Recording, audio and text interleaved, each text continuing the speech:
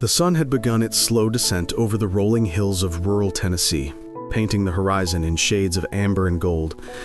Harrison Carter stood on the porch of his farmhouse, a cup of steaming coffee in his hand, listening to the familiar chorus of crickets and distant barking dogs.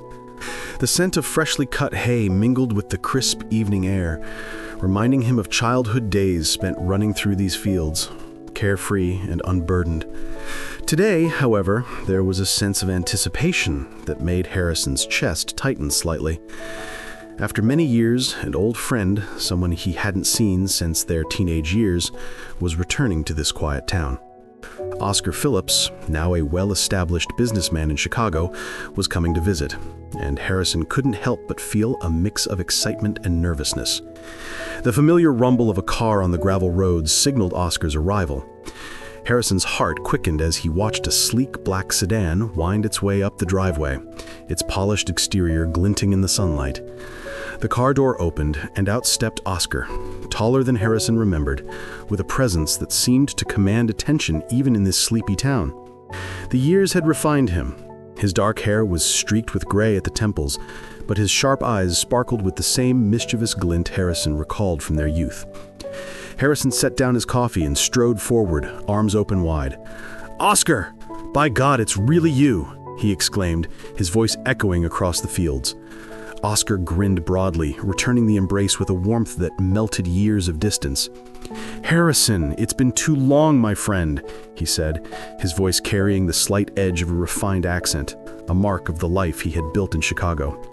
"Too long indeed," Harrison replied, stepping back to study his friend, noting the lines of age and experience etched into his face. They shook hands firmly, laughter bubbling between them as memories of shared pranks, summer fishing trips, and late-night adventures spilled into the air like sparks from a fire. It felt as though no time had passed at all, yet the weight of the years lingered in the spaces between their words. As they walked toward the farmhouse, Harrison gestured toward the fields and the barn. "You remember old Thompson's place?" he asked, his voice tinged with nostalgia. "Of course I do," Oscar replied, shaking his head with a chuckle. "Used to think we'd get caught every time we snuck through his orchard. And those cows, God, I never wanted to see a cow again." Harrison laughed, the sound rich and deep, echoing across the fields. The two friends continued to reminisce, the stories flowing easily, each memory a bridge connecting the boyhood they had shared with the men they had become. They stepped inside the farmhouse. The familiar smell of wood polish and home-cooked meals filled the space. The interior had changed little over the years. Sturdy furniture, well-worn rugs, and the faint scent of lavender from the kitchen windowsill. As they settled into chairs by the fireplace, Harrison's eyes twinkled. "I have someone I want you to meet," he said, a hint of pride in his voice. Before Oscar could respond, the soft sound of footsteps approached, light yet purposeful. Maria Gregory, Harrison's daughter, appeared at the doorway. She was in her early 20s, with chestnut hair cascading over her shoulders and eyes that mirrored the warmth and strength of her father. She carried herself with a quiet confidence that immediately caught Oscar's attention. "Papa, you didn't tell me someone was visiting," Maria said, her voice calm but curious, as she approached the men. Harrison smiled, gesturing toward his friend. "Maria, this is Oscar Phillips, an old friend of mine from my youth. Oscar, this is my daughter, Maria."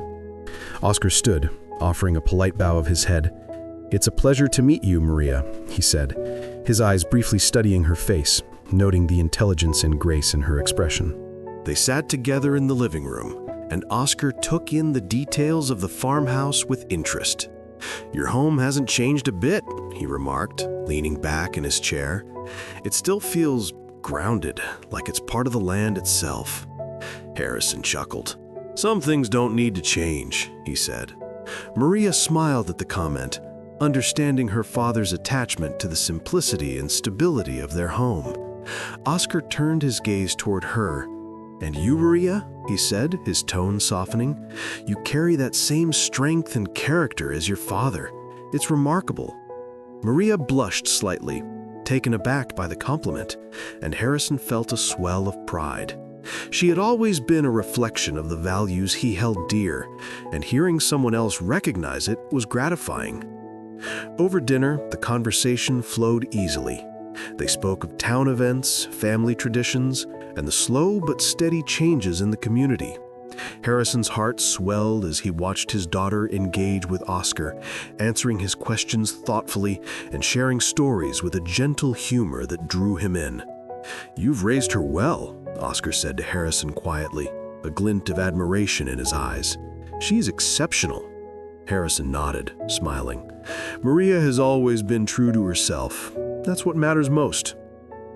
Oscar's gaze lingered on Maria, noting the sincerity in her eyes and the subtle grace in her mannerisms. He could see that she was not only intelligent, but also grounded in values that were rare in the bustling cities he frequented. As the evening wore on, Harrison and Oscar moved to the porch once more, cups of tea in hand, watching the sky deepen into twilight.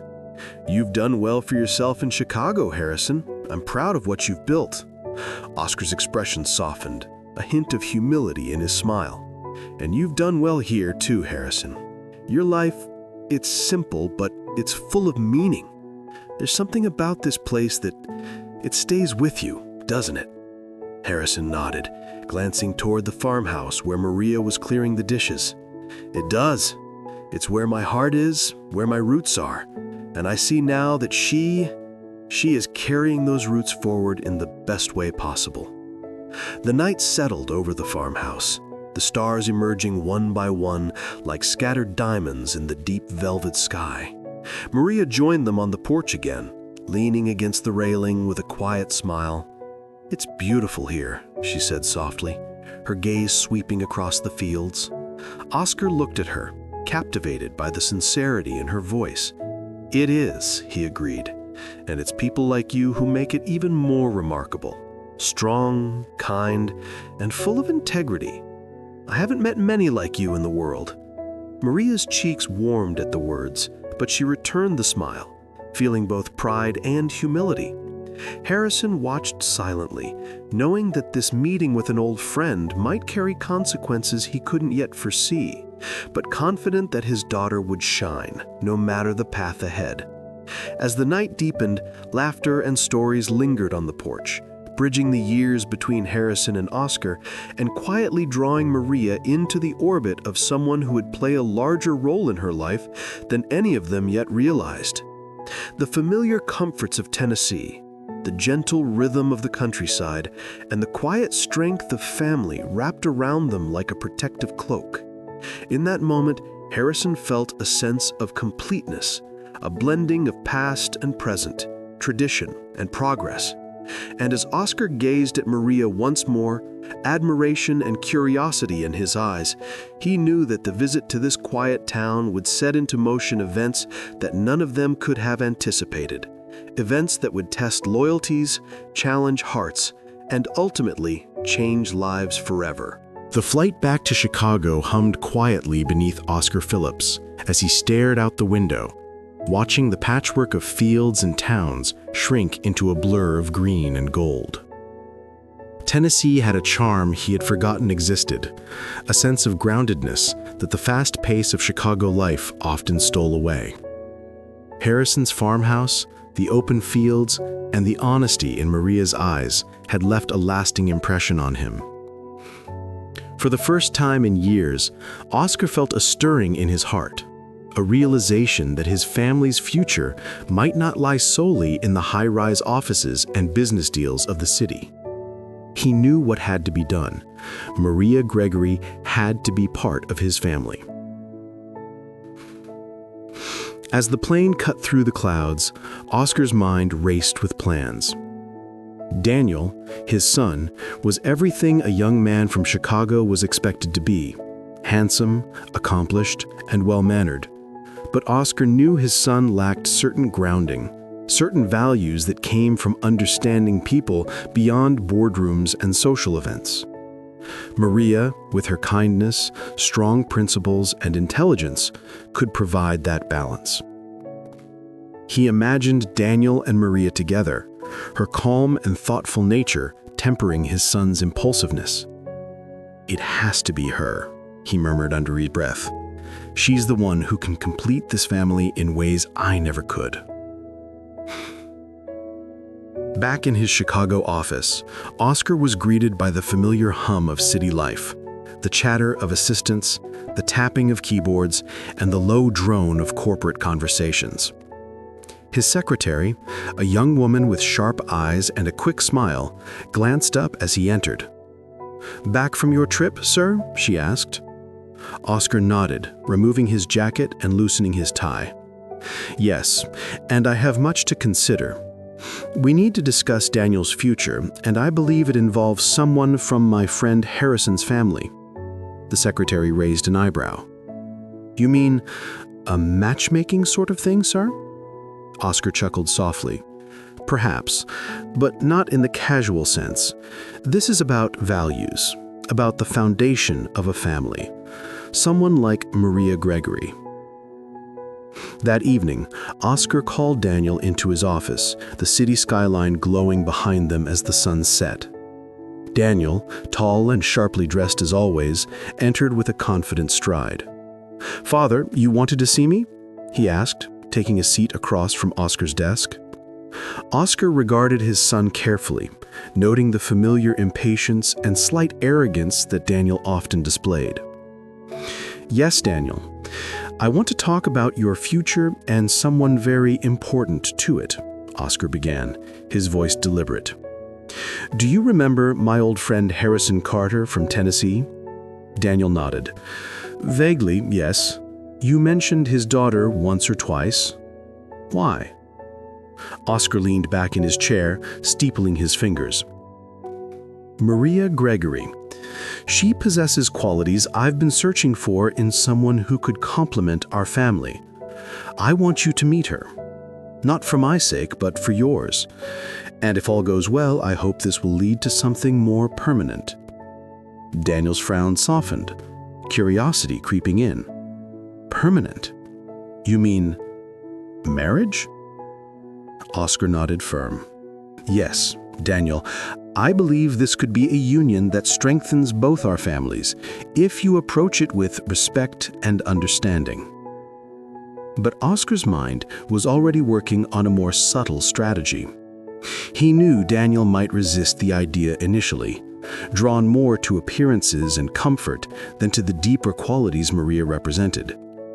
That was where Jake would come in. His adopted son, a young man of tact, charm, and intelligence, had always been adept at smoothing tensions and understanding people. Sending Jake to Tennessee would ensure that Maria felt comfortable and respected, and that Daniel would be presented in the best light possible.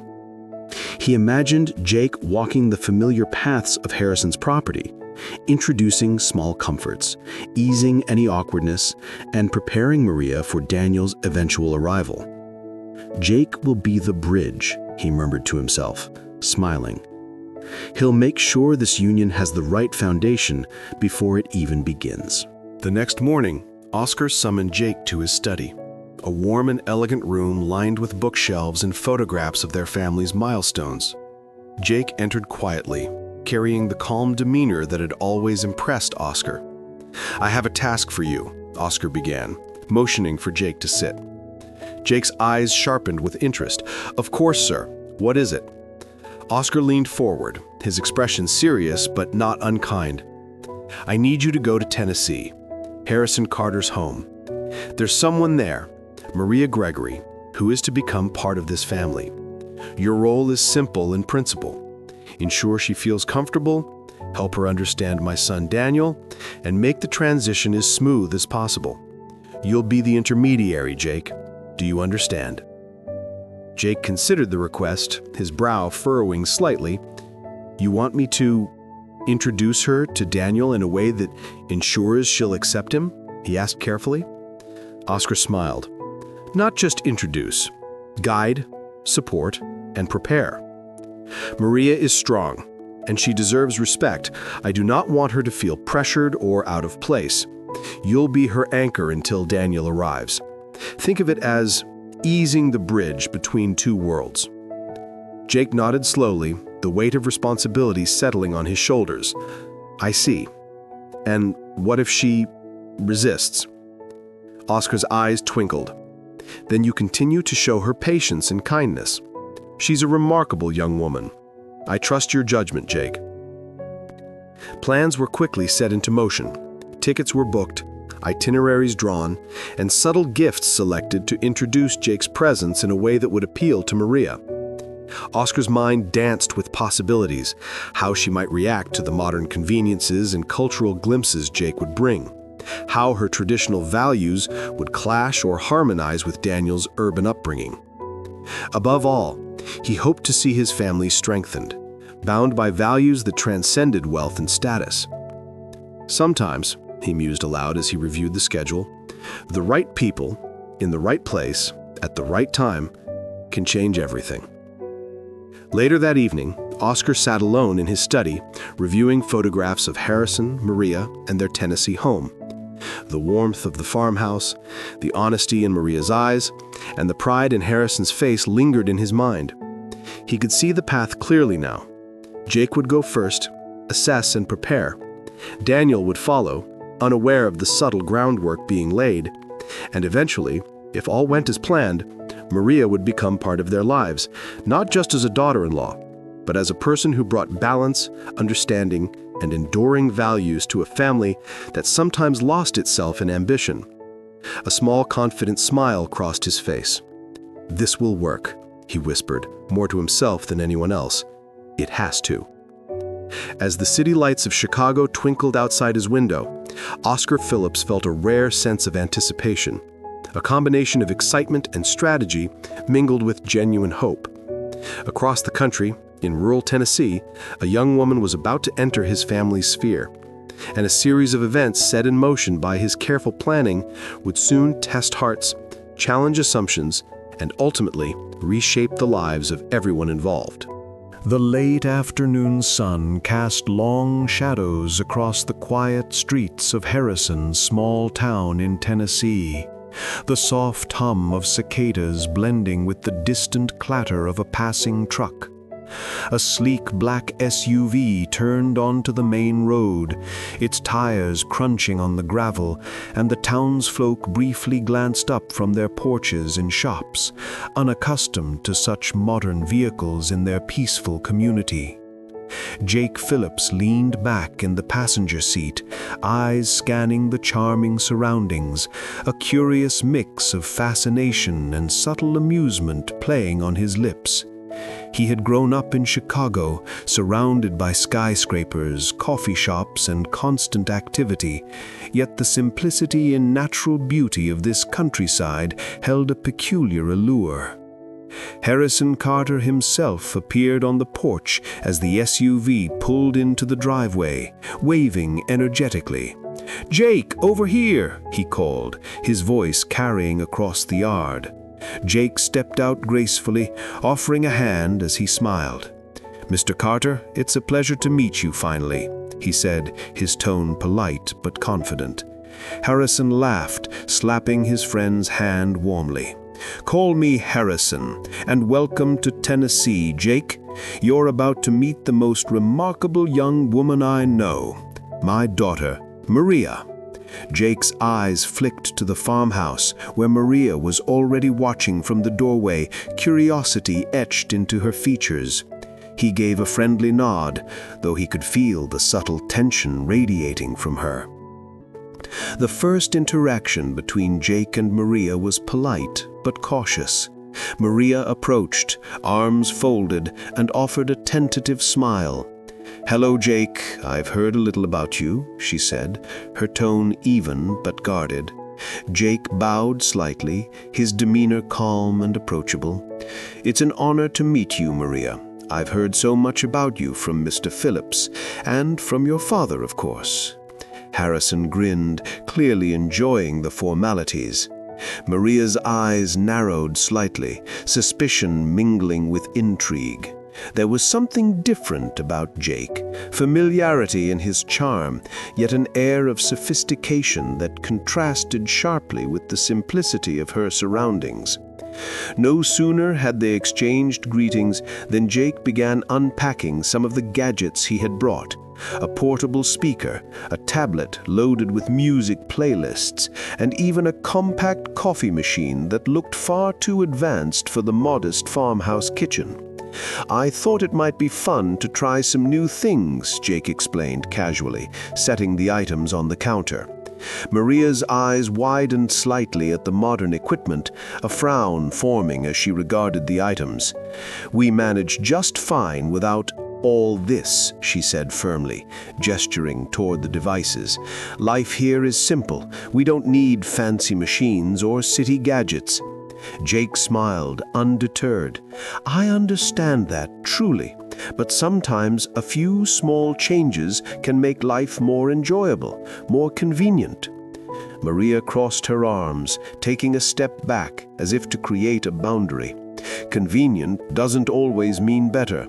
Some things, like the rhythm of this house and our traditions, aren't meant to be rushed or replaced, she said, her voice carrying the quiet authority of someone confident in her beliefs.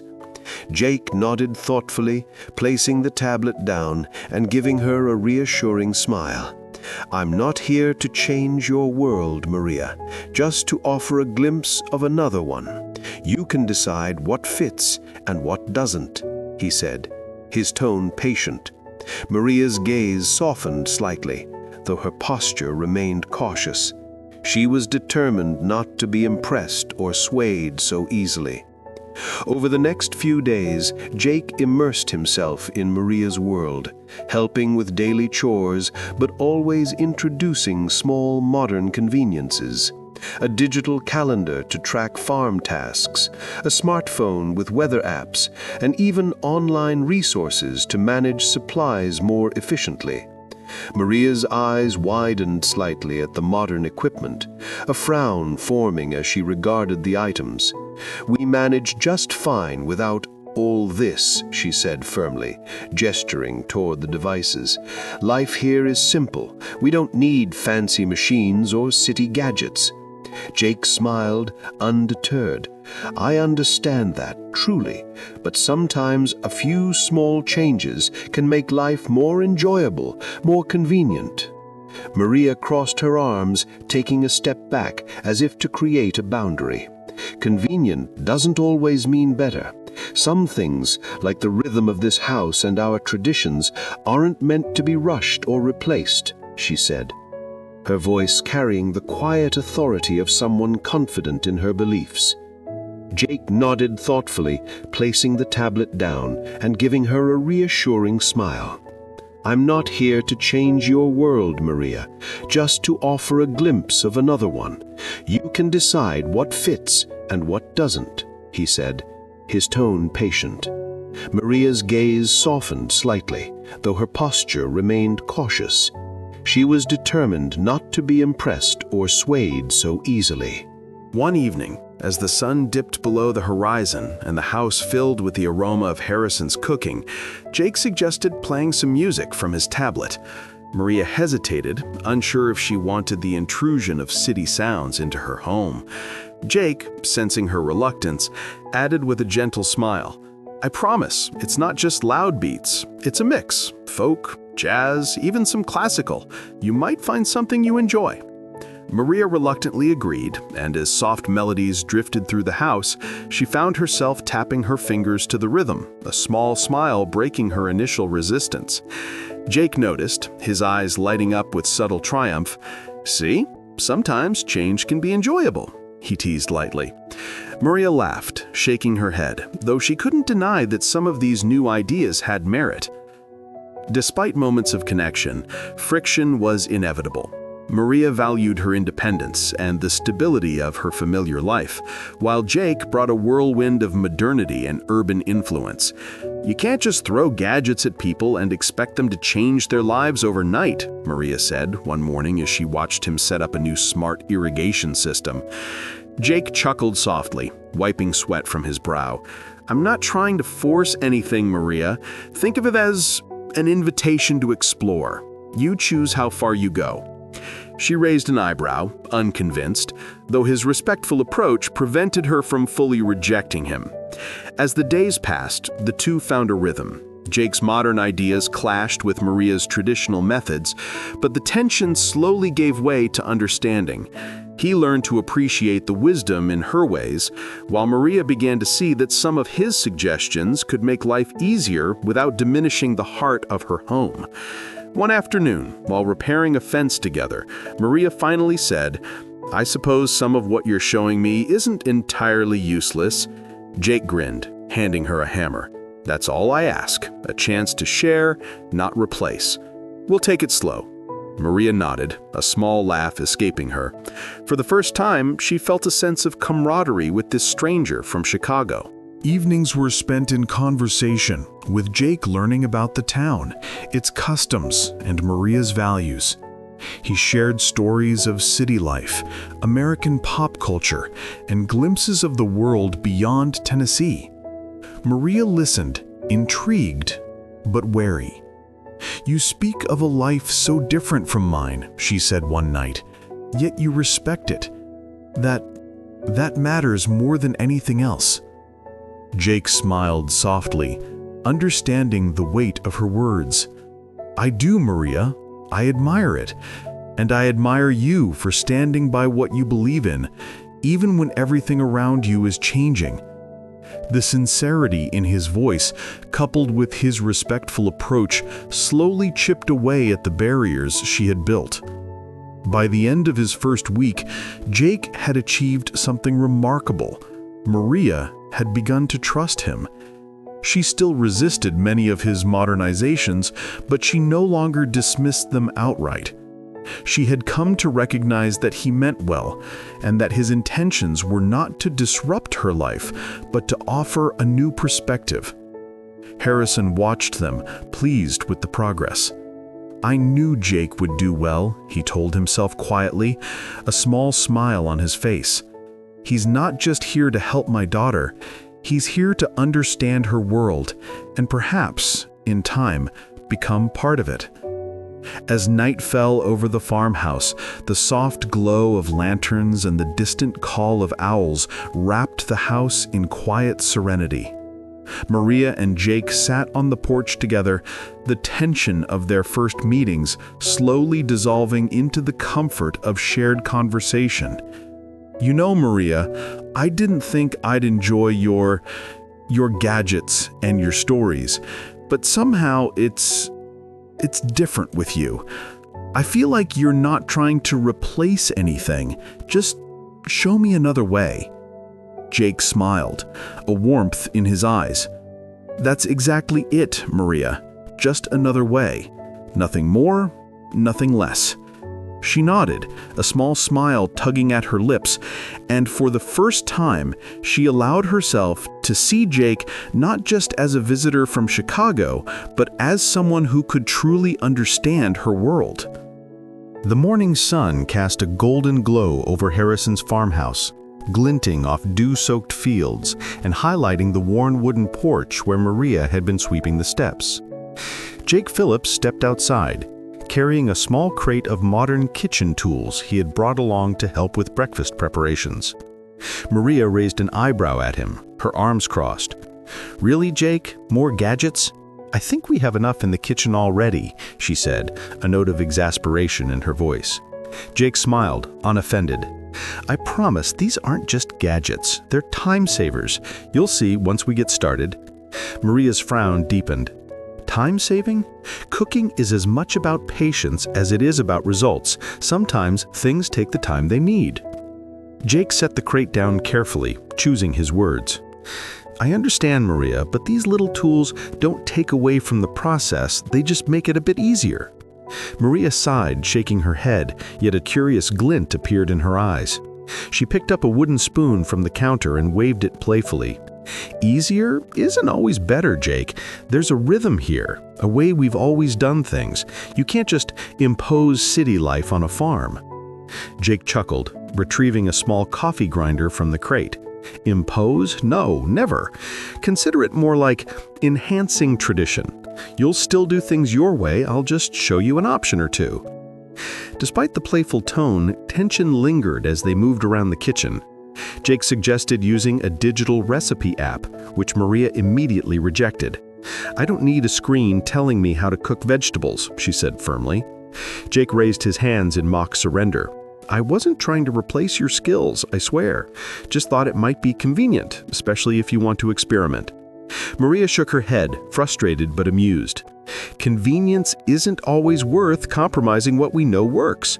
You can bring your screens and apps, but my cooking will still be done the old-fashioned way." Later that afternoon, Jake tried another approach, suggesting small changes to the garden irrigation system. Maria, kneeling in the dirt and tending the tomato plants, looked up at him skeptically. "I've been doing this by hand for years. It's simple, effective, and predictable," she explained, wiping sweat from her brow. Jake crouched beside her, holding a tablet with the weather app open. "I know, Maria, and it works beautifully. But what if you could see the rainfall forecast and adjust the watering automatically? Less guesswork, more efficiency." Maria's expression tightened. "Efficiency isn't everything, Jake. Part of caring for this garden is knowing it intimately, feeling the soil, noticing when the leaves droop, and listening to the land. Apps can't do that." Jake nodded thoughtfully, realizing that he had to approach these differences with respect rather than insistence. "You're right," he said softly. "Some things are about intuition, about experience. But maybe there's a way to blend both. The app doesn't replace your care, it just gives you an extra tool if you want it." Maria's eyes softened slightly, though she didn't fully concede. "We'll see," she replied, a faint smile tugging at the corners of her lips. Jake felt a small victory. Progress in understanding didn't always require full agreement. Over the next few days, their disagreements continued, each one a subtle battle of city versus country, modernity versus tradition. When Jake brought up online courses for farm management, Maria balked.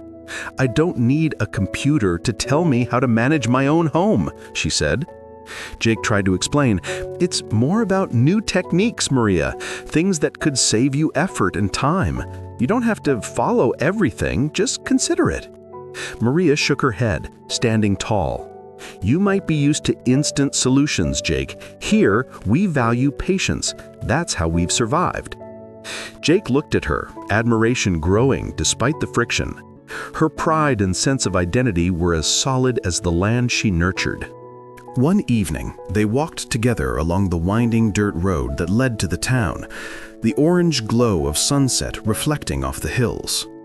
Maria spoke of her childhood, of running barefoot across the fields, and of her father's insistence on preserving family traditions. Jake listened, genuinely interested. "I've never experienced life like this," he said. "Chicago is fast, chaotic, and everyone's always in a hurry. It's refreshing to hear how connected you are to your family and your land." Maria glanced at him, noting his sincerity. "It's not always easy. Sometimes it feels like the world is moving on without us, and you have to fight to hold on to what matters." Jake nodded, understanding the depth beneath her words. Despite their clashing perspectives, a subtle bond began to form. Jake admired Maria's strength, her connection to her home, and her ability to stand firm in her beliefs. Maria, in turn, saw that Jake's intentions were genuine. He wasn't there to ridicule her or change her forcibly, but to introduce ideas with respect and patience. One afternoon, while repairing the fence together, Maria admitted reluctantly, "I suppose not everything you've shown me is useless. Some of it could actually help." Jake smiled, offering her a hammer. "That's all I ask, one small step at a time." Maria took it, a faint chuckle escaping her. "Small steps, yes, and only the ones I approve." Their conversations also delved into cultural differences. Jake would mention city trends, new music, or popular television shows, which Maria found fascinating but sometimes frivolous. "People in Chicago spend so much time chasing trends," she remarked one evening as they sat on the porch.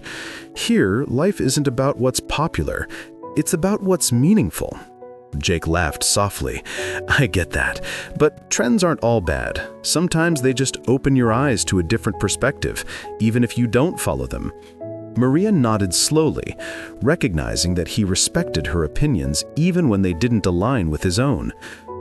Shared meals, quiet walks, and long conversations gradually softened the tension between them. Jake began to anticipate Maria's preferences, from the way she brewed her tea to the crops she preferred to plant first.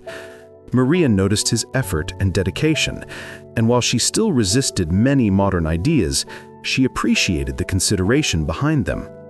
"I still don't like half the things you bring," she said one afternoon as they organized the pantry together, "but I appreciate that you try to understand me." Jake smiled, meeting her gaze. "That's all I can ask, Maria. Understanding is the start of respect. Everything else comes later." By the end of the week, the friction had not disappeared entirely, but a fragile friendship had begun to bloom. They had learned to navigate differences, finding ways to coexist without one dominating the other. Maria even laughed at one of Jake's failed attempts to introduce a smart watering system, shaking her head. "You're persistent, I'll give you that." Jake grinned. Persistence pays off, eventually. Harrison, watching from a distance, felt a quiet sense of satisfaction. Jake had not only introduced new ideas, but he had also earned Maria's respect, a far more important achievement than any gadget or app. As twilight settled over the farmhouse, the first stars appearing in the sky, Jake and Maria sat side by side on the porch. "You know, Maria," Jake said softly, "I didn't think I'd ever get used to having someone like you around, but you're not so bad." Jake chuckled, shaking his head. "I'll take that as a compliment. And Maria, thank you for letting me in, even just a little."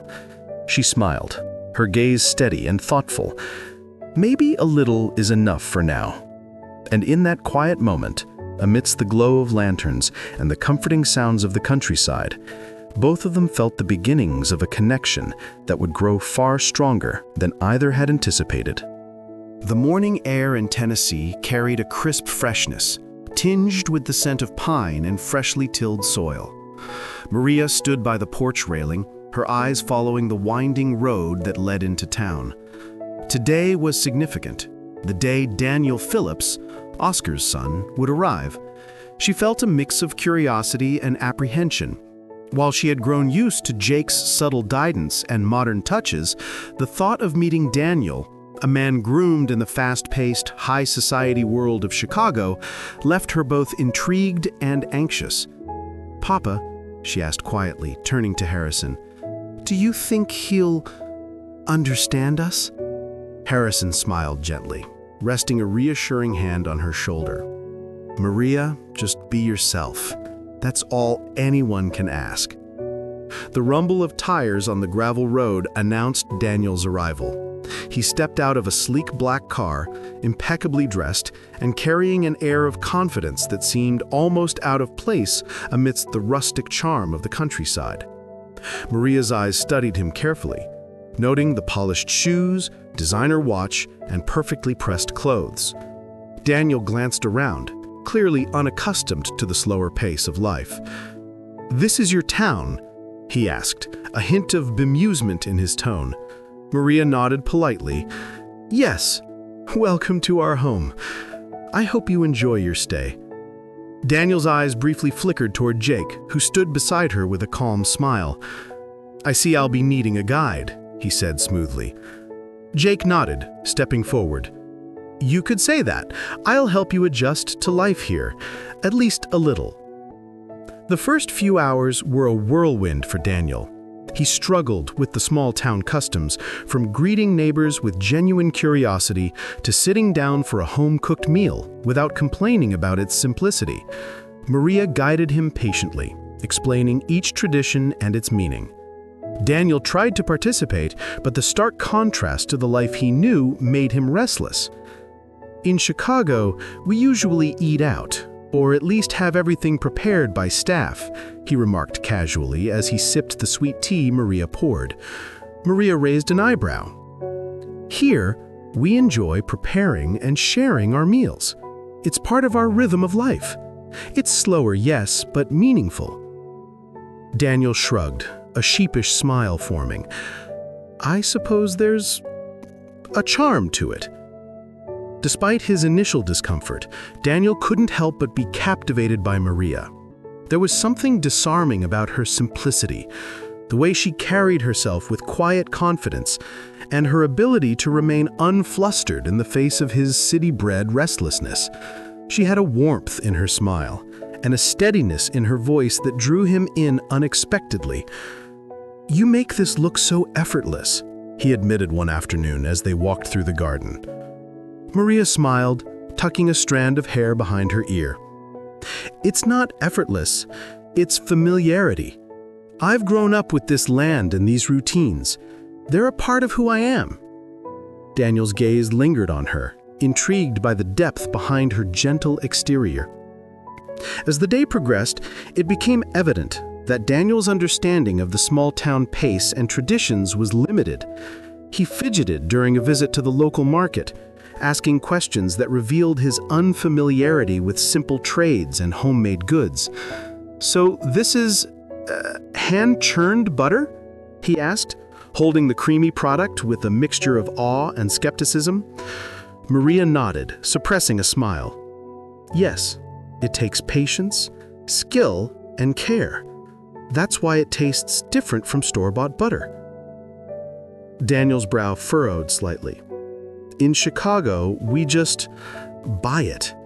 I never considered the process." Maria laughed softly, a melodious sound that seemed to resonate with the quiet charm of the town. "There's a lot you haven't considered, Daniel, but that's okay. You're learning." Maria soon realized she would need guidance to navigate her growing interest and admiration for Daniel. She turned to Jake, who had remained a steady presence throughout the day, offering subtle advice and insight. "Jake," she said one evening as they walked along the porch, "I want to understand him better. His habits, his mannerisms, what drives him. But I feel overwhelmed. He's so different from anyone I've ever known." Jake nodded, his expression calm and reassuring. "Maria, it's natural to feel that way. He's a city man, used to a different rhythm, just as you're used to this one. The key is observation and patience. Don't try to change him. Try to see him as he is." Maria took a deep breath, appreciating his guidance. "I suppose that makes sense. But what if I misjudge him?" Jake smiled gently. "Then you learn. That's part of every relationship, Maria. Understanding grows over time." In the following days, Maria observed Daniel closely, noting his charm, his curiosity, and the moments when his vulnerability peeked through his polished exterior. She saw the flicker of discomfort when he struggled with chores, the awkward attempts to participate in town traditions, and yet the genuine effort he made to adapt. "He's trying," she whispered to Jake one afternoon as they harvested tomatoes. "Even if it's clumsy, I can see it, but I still don't fully understand him." Jake nodded, plucking a ripe tomato and tossing it gently to her. "That's okay. Understanding doesn't happen instantly. You're seeing his effort, and that matters more than perfection." Daniel, in turn, found himself intrigued by Maria's world. He admired her dedication to family and her grounded sense of responsibility. During a quiet moment on the porch, he said softly, "Maria, I didn't expect to enjoy this pace, but there's honesty here, a calm that I don't find in Chicago. I think I understand why my father speaks so highly of your family." Maria looked at him, surprised by his sincerity. "It's not an easy life," she said, "but it's one that teaches respect, patience, and care. Not everything valuable is fast or convenient." Daniel nodded, absorbing her words with a contemplative expression. "I see that now, and I want to understand it better." Despite these growing moments of connection, the differences in lifestyle and values created subtle tension. Daniel occasionally grew frustrated with the slower pace of life, the need to engage in every small-town custom, and the absence of city conveniences. Maria, while empathetic, found some of his reactions naive and dismissive. "It's not about convenience, Daniel," she explained one evening as they walked past the farmhouse garden. "It's about living in a way that respects the land and the people around you. You can't rush that, no matter how accustomed you are to speed." Daniel nodded, sighing. "I'm trying, Maria, honestly. It's just so different from what I know." Maria smiled softly, realizing that patience and empathy were essential to bridging the gap. Through it all, Jake remained a guiding presence. He offered insights into Daniel's personality, explained his urban habits in a relatable way, and provided emotional support to Maria as she navigated the complexities of her growing admiration for Daniel. One evening, as they sat together after Daniel had retired for the night, Maria confided, "Jake, I trust you. How do I make sense of him without losing myself in the process?"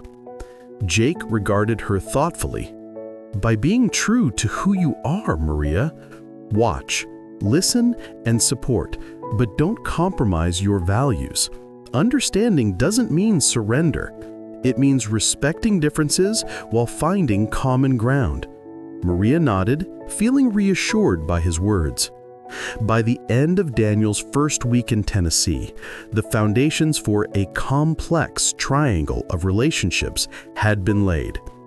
Daniel was captivated by Maria's charm and simplicity, struggling yet eager to adapt to her world.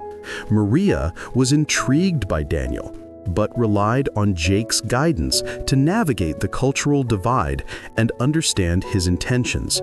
And Jake, ever patient, balanced the role of mediator, friend, and observer, quietly influencing the dynamics between them while remaining respectful of both. That evening, as the stars appeared in the Tennessee sky and the air carried the cool scent of pine, Maria sat on the porch with Jake, contemplating the days ahead. "It's going to be complicated," she said softly. Jake smiled reassuringly. "Yes, but sometimes the most complicated paths lead to the most meaningful journeys." The late afternoon sun filtered through the farmhouse windows, casting warm golden light over the kitchen table where Maria sat, her hands folded neatly. She looked pensive, occasionally glancing at the small stack of letters from Daniel, each one filled with polite words and careful compliments. Though she appreciated his attention, there was a subtle unease that gnawed at her. Daniel seemed perfect on paper, charming and polite, but Maria couldn't shake the feeling that she didn't truly know him, the real man behind the polished letters and rehearsed words. Sensing her concern, Jake took a seat across from her, his expression calm but attentive. "You're thinking too much," Jake said gently, leaning back in his chair. Maria raised an eyebrow. "I'm not sure I am," she replied, though her voice betrayed a hint of worry. "It's just Daniel seems so different from everyone I know. I don't know what to expect." Jake smiled reassuringly. "I understand, but you don't need to see every flaw right now. Focus on the good, the qualities that make him, well, him." Maria frowned slightly, uncertain. "I don't want to be blind to who he is, Her voice trailed off. Jake leaned forward, his tone earnest. "Maria, I promise you, Daniel is a good man. He's considerate, intelligent, and capable of caring deeply. You just need to see him in the right light." Maria sighed, her fingers drumming nervously on the table. "It's hard not to overthink," she admitted. Jake's eyes softened. "I know it is, and that's why I want to help. I can show you the parts of him that matter, the parts that make him worth your trust." Maria regarded him quietly for a moment, considering his words. There was a sincerity in Jake's gaze that reassured her. "You really think I can trust him?" she asked softly. Jake nodded. I do. And more than that, I think you'll find he's everything he promises to be, if you give him a chance. Over the next few days, Jake took subtle steps to highlight Daniel's positive qualities. When Daniel struggled with a simple chore, Jake framed it as endearing in Maria's presence. "He's just not used to this pace, Maria," Jake said one afternoon as Daniel fumbled with the irrigation pump. "It's okay, he's learning, and you can see how earnest he is about trying." Maria watched Daniel closely, noting the awkward concentration on his face and the patience he exhibited despite his unfamiliarity. A small smile formed on her lips. "He is trying," she admitted reluctantly. Jake nodded. "Exactly. That effort says a lot about his character." At dinner one evening, Jake emphasized Daniel's charm and thoughtfulness. "Maria, notice how he always asks about your preferences before making decisions. It's rare to find someone who genuinely considers another person's comfort first," as Daniel passed the roasted vegetables to her. Maria observed Daniel's careful gestures, the attentiveness in his tone, and felt a flutter of appreciation. "He is considerate," she whispered, almost to herself. Jake smiled subtly, pleased that his words were influencing her perception. "See, those little things matter more than you realize." During walks around the property, Jake continued to paint Daniel in an idealized light, mentioning his intelligence, ambition, and the way he cared for family. "Daniel has a strong sense of responsibility," Jake said as they watched Daniel help Harrison with the woodpile. "He's used to handling complex matters in Chicago, but he still finds time to be thoughtful. That shows a depth not everyone possesses." Maria nodded slowly, absorbing the idea. "I suppose it is impressive. I hadn't thought of it that way." Jake's strategy was subtle but effective. He didn't lie outright, but he emphasized the good while glossing over the less favorable aspects of Daniel's character.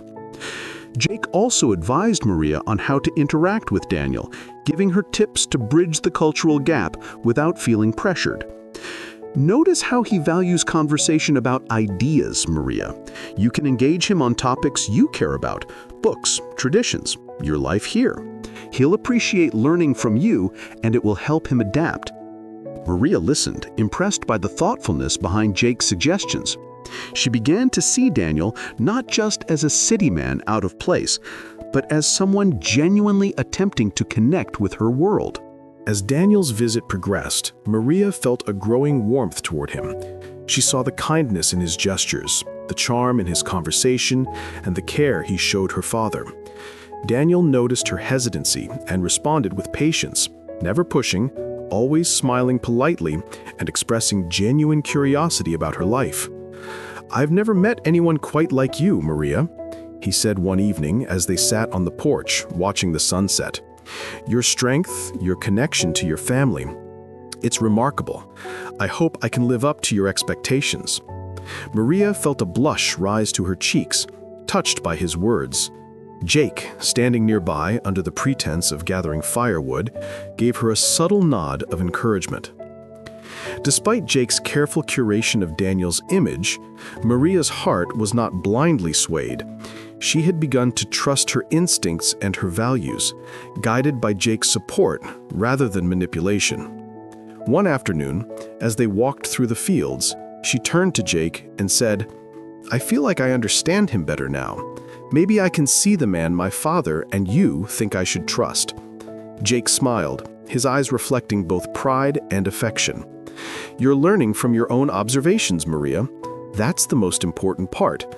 I'm just helping you notice what's already there." By the end of Daniel's visit, the relationship had reached a turning point. Maria found herself drawn to his charm, impressed by his manners, and increasingly confident in his sincerity, largely due to Jake's careful guidance and framing. One evening, Daniel formally expressed his intentions, kneeling in front of Maria with a ring in hand. "Maria, I know I'm new to this way of life, but I want to build a future with you. Will you marry me?"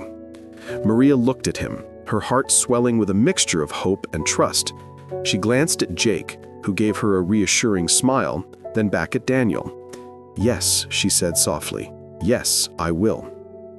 Harrison, witnessing the proposal, clapped his hands together, a proud smile on his face. "Well, that's wonderful news. You two will be very happy together, I'm sure," he exclaimed. Maria's heart raced with excitement and nervousness as she imagined leaving her hometown and moving to Chicago with Daniel. Jake, watching quietly, felt a mixture of pride and a tinge of sadness. His plan had worked.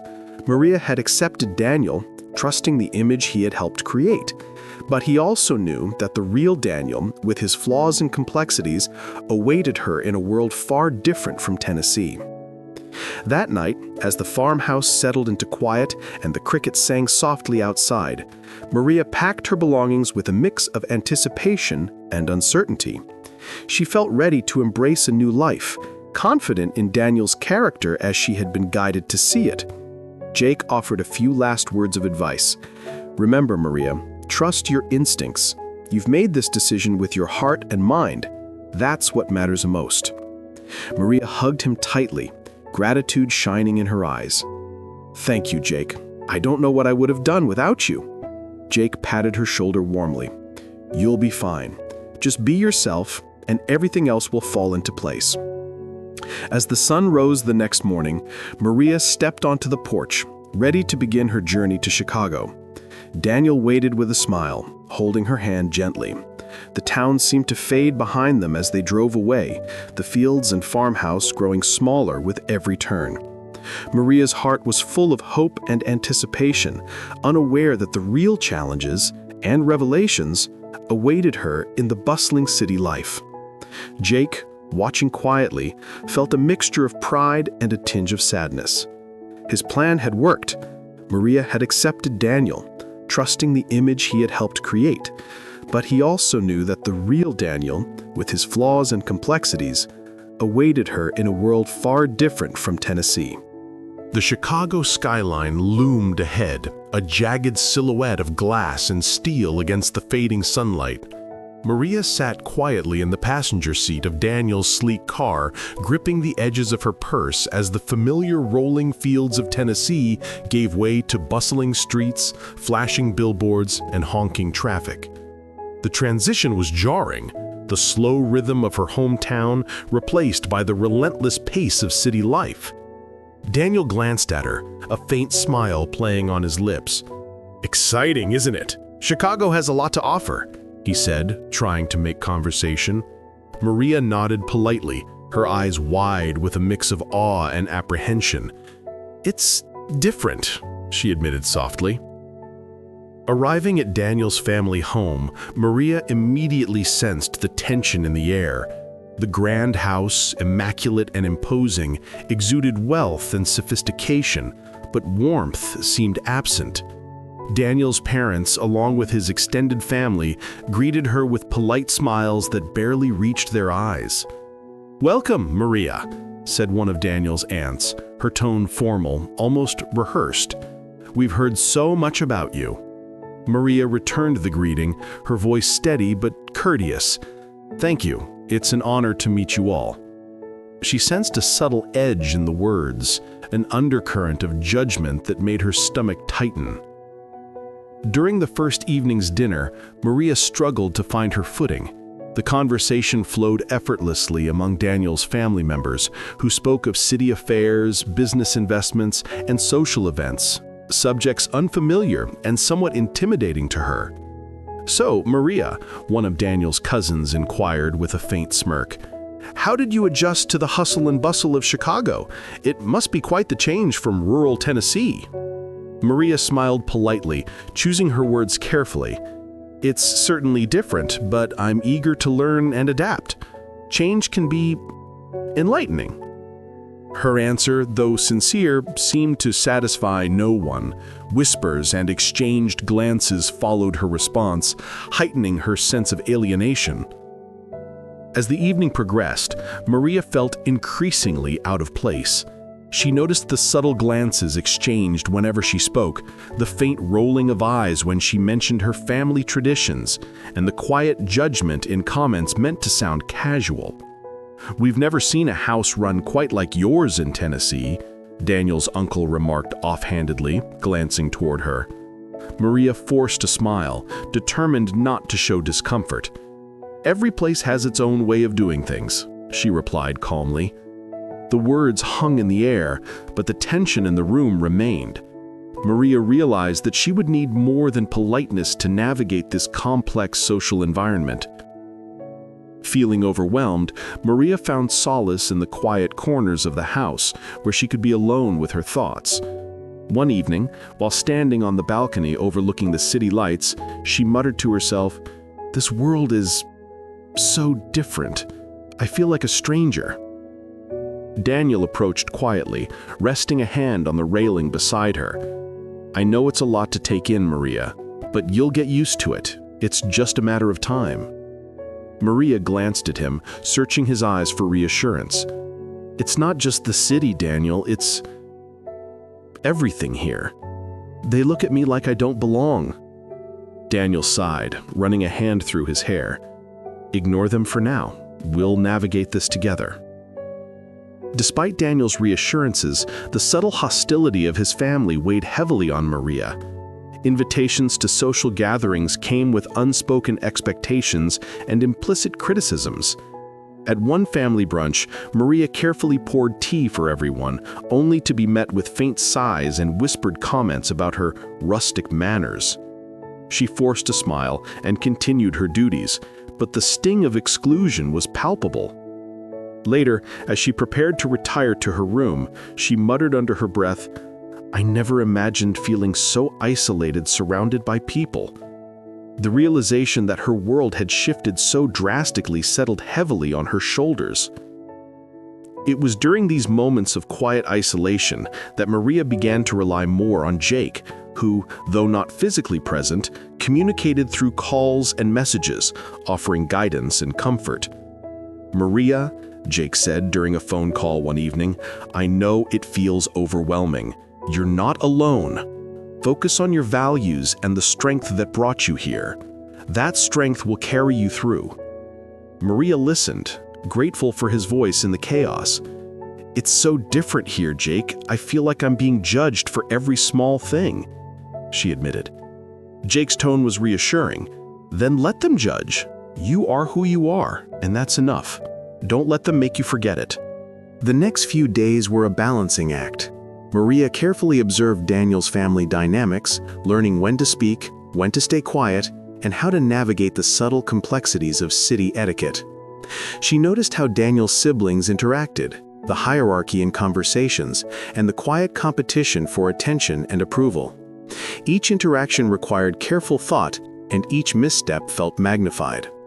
One evening, when a cousin commented on her simplistic upbringing, Maria simply smiled and replied, "It has given me a strong sense of family and values. I'm grateful for it." Though her words were true, she felt the invisible weight of their judgment pressing down on her. Despite the challenges, Maria also observed small moments of kindness from Daniel, which reminded her why she had agreed to this engagement. He would quietly defend her when subtle criticisms arose, offer encouragement in private, and take care of her emotional well-being with gentleness. One night, as they sat together in the study, Daniel placed a reassuring hand over hers. "I know it's difficult, Maria, but you're doing beautifully. Just stay true to yourself," he said softly. Maria felt a flicker of comfort, a reminder that she was not entirely alone in this new world. Even so, the cultural clash was stark. Maria's rural values, grounded in patience, simplicity, and family loyalty, often collided with the polished sophistication and calculated social interactions of Daniel's relatives. At a charity event hosted by the family, Maria struggled to navigate conversations filled with subtle flattery, complex business talk, and city jargon. "Don't worry," Daniel whispered as she stammered through an explanation of her community work in Tennessee. "Just be yourself. People notice authenticity more than pretense." Maria nodded, taking a deep breath, and slowly found her rhythm. Though the experience was exhausting, she discovered that her sincerity, though different, could hold its own in this unfamiliar environment. In the quiet moments at home, Maria reflected on the stark contrast between Tennessee and Chicago. She missed the open fields, the familiar faces, and the unhurried pace of life. The constant noise of the city, the endless expectations, and the subtle judgment weighed on her heart. Yet, she also recognized an opportunity for growth, for learning to navigate a world so different from her own. "I can't let them break me," she whispered to herself one night, staring out at the city lights. "I will adapt, but I will not lose who I am." Through it all, Jake remained a lifeline, a voice of reason and comfort across the miles.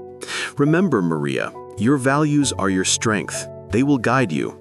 Daniel chose you for who you are, not for who they want you to be. Hold on to that." Maria closed her eyes, drawing strength from his words. "Thank you, Jake. I don't know what I'd do without your guidance." Jake smiled softly on the other end. "You're stronger than you realize. Just keep that in mind." By the end of the week, Maria had begun to navigate the city with a quiet resilience. Though she remained an outsider in Daniel's family, she learned to hold her ground, to assert her presence without compromising her identity. The bustling city, once intimidating and foreign, slowly became a place where she could maintain her values while learning to adapt. Each interaction, each challenge, strengthened her resolve.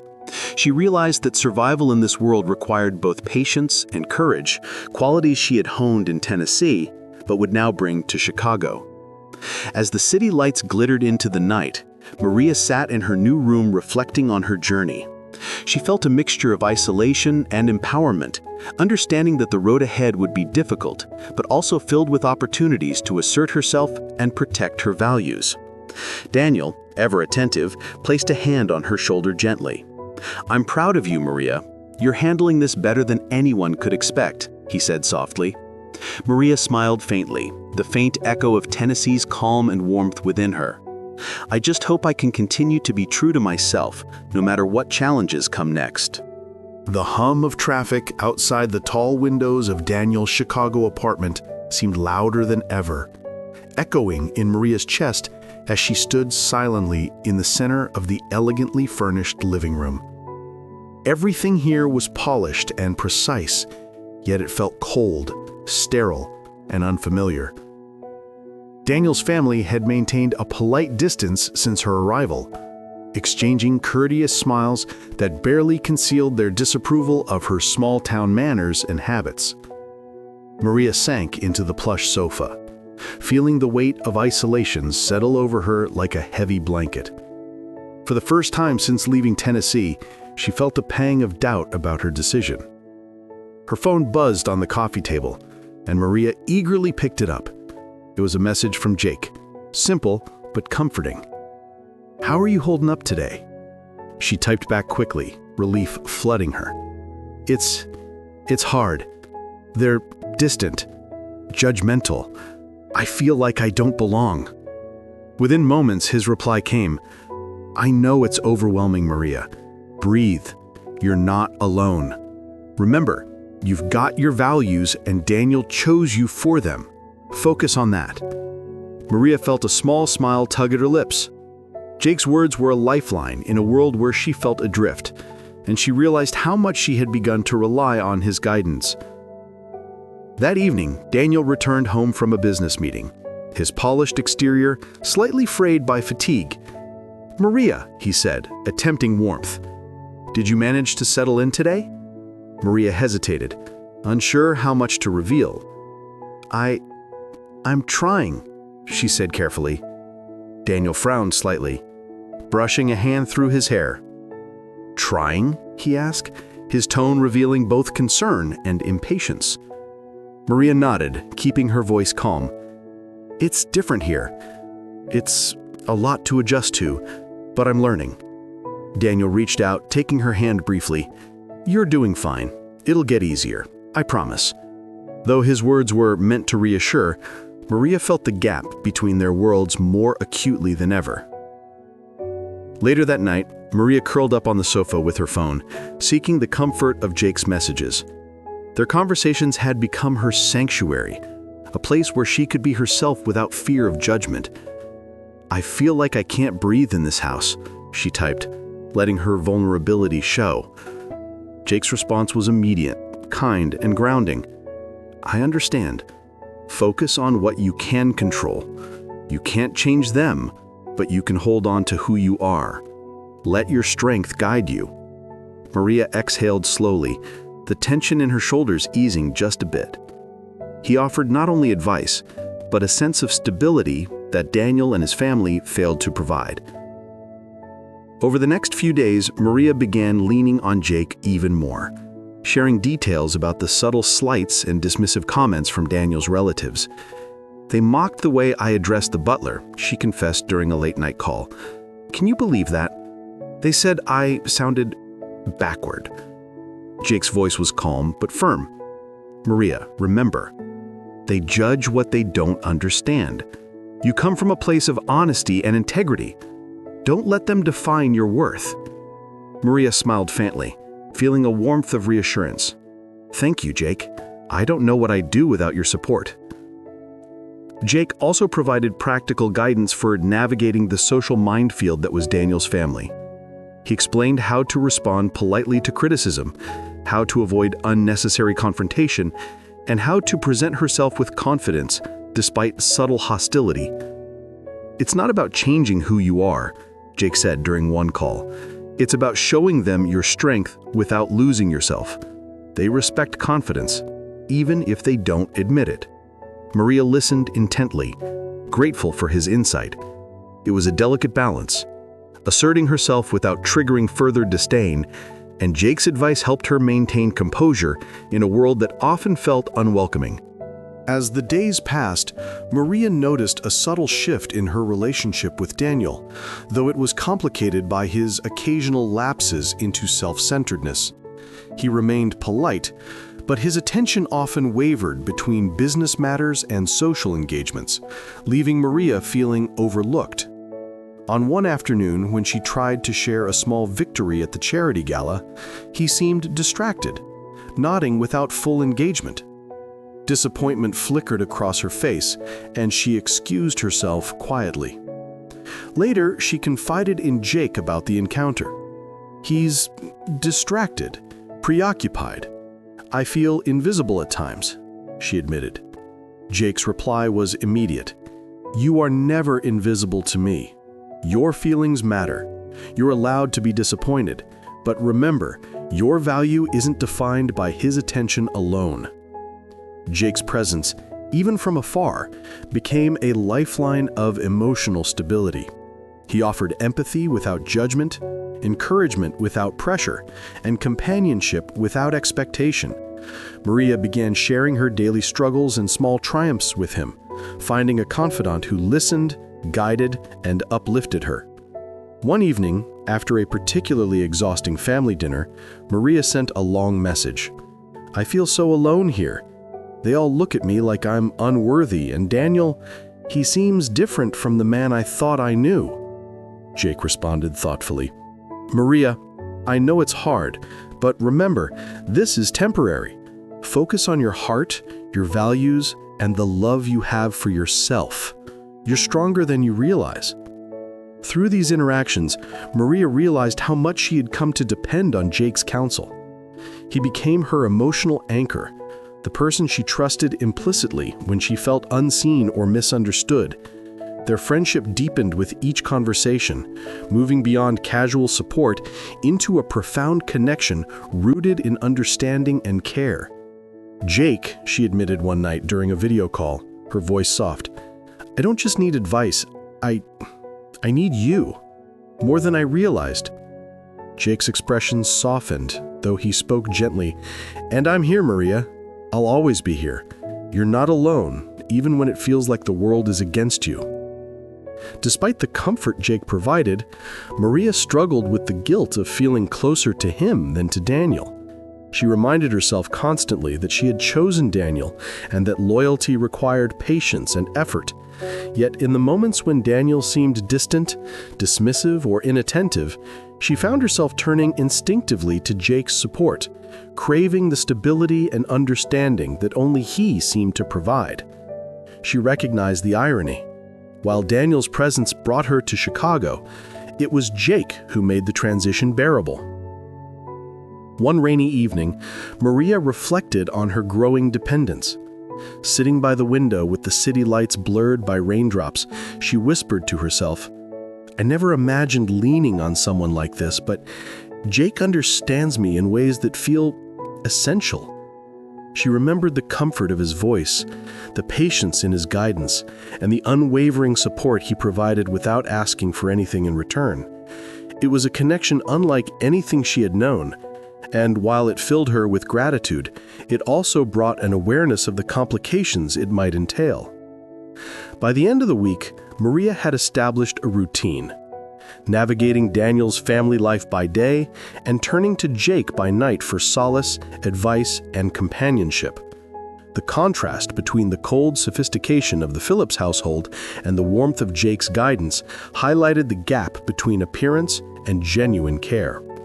She realized that while Daniel's family and city life demanded adaptability and patience, Jake offered understanding, emotional honesty, and reassurance, a combination that strengthened her resolve. In the quiet hours before sleep, Maria would often send a final message to Jake, sharing her reflections on the day. "Today was exhausting, but I managed to hold my ground. I felt invisible, but I remembered your advice. Thank you for helping me see my own strength." Jake's response was always immediate, warm, and steady. "You did wonderfully, Maria. Keep trusting yourself. You're capable of more than you realize." In those moments, Maria felt a connection that transcended distance, a bond of trust, support, and unspoken understanding that gave her the courage to face the challenges of her new life in Chicago. The first few weeks in Chicago had begun to feel like a balancing act, and Maria was slowly realizing that appearances could be deceiving. One evening, Daniel returned from a late business dinner. His polished suit rumbled and the faint scent of alcohol clinging to him.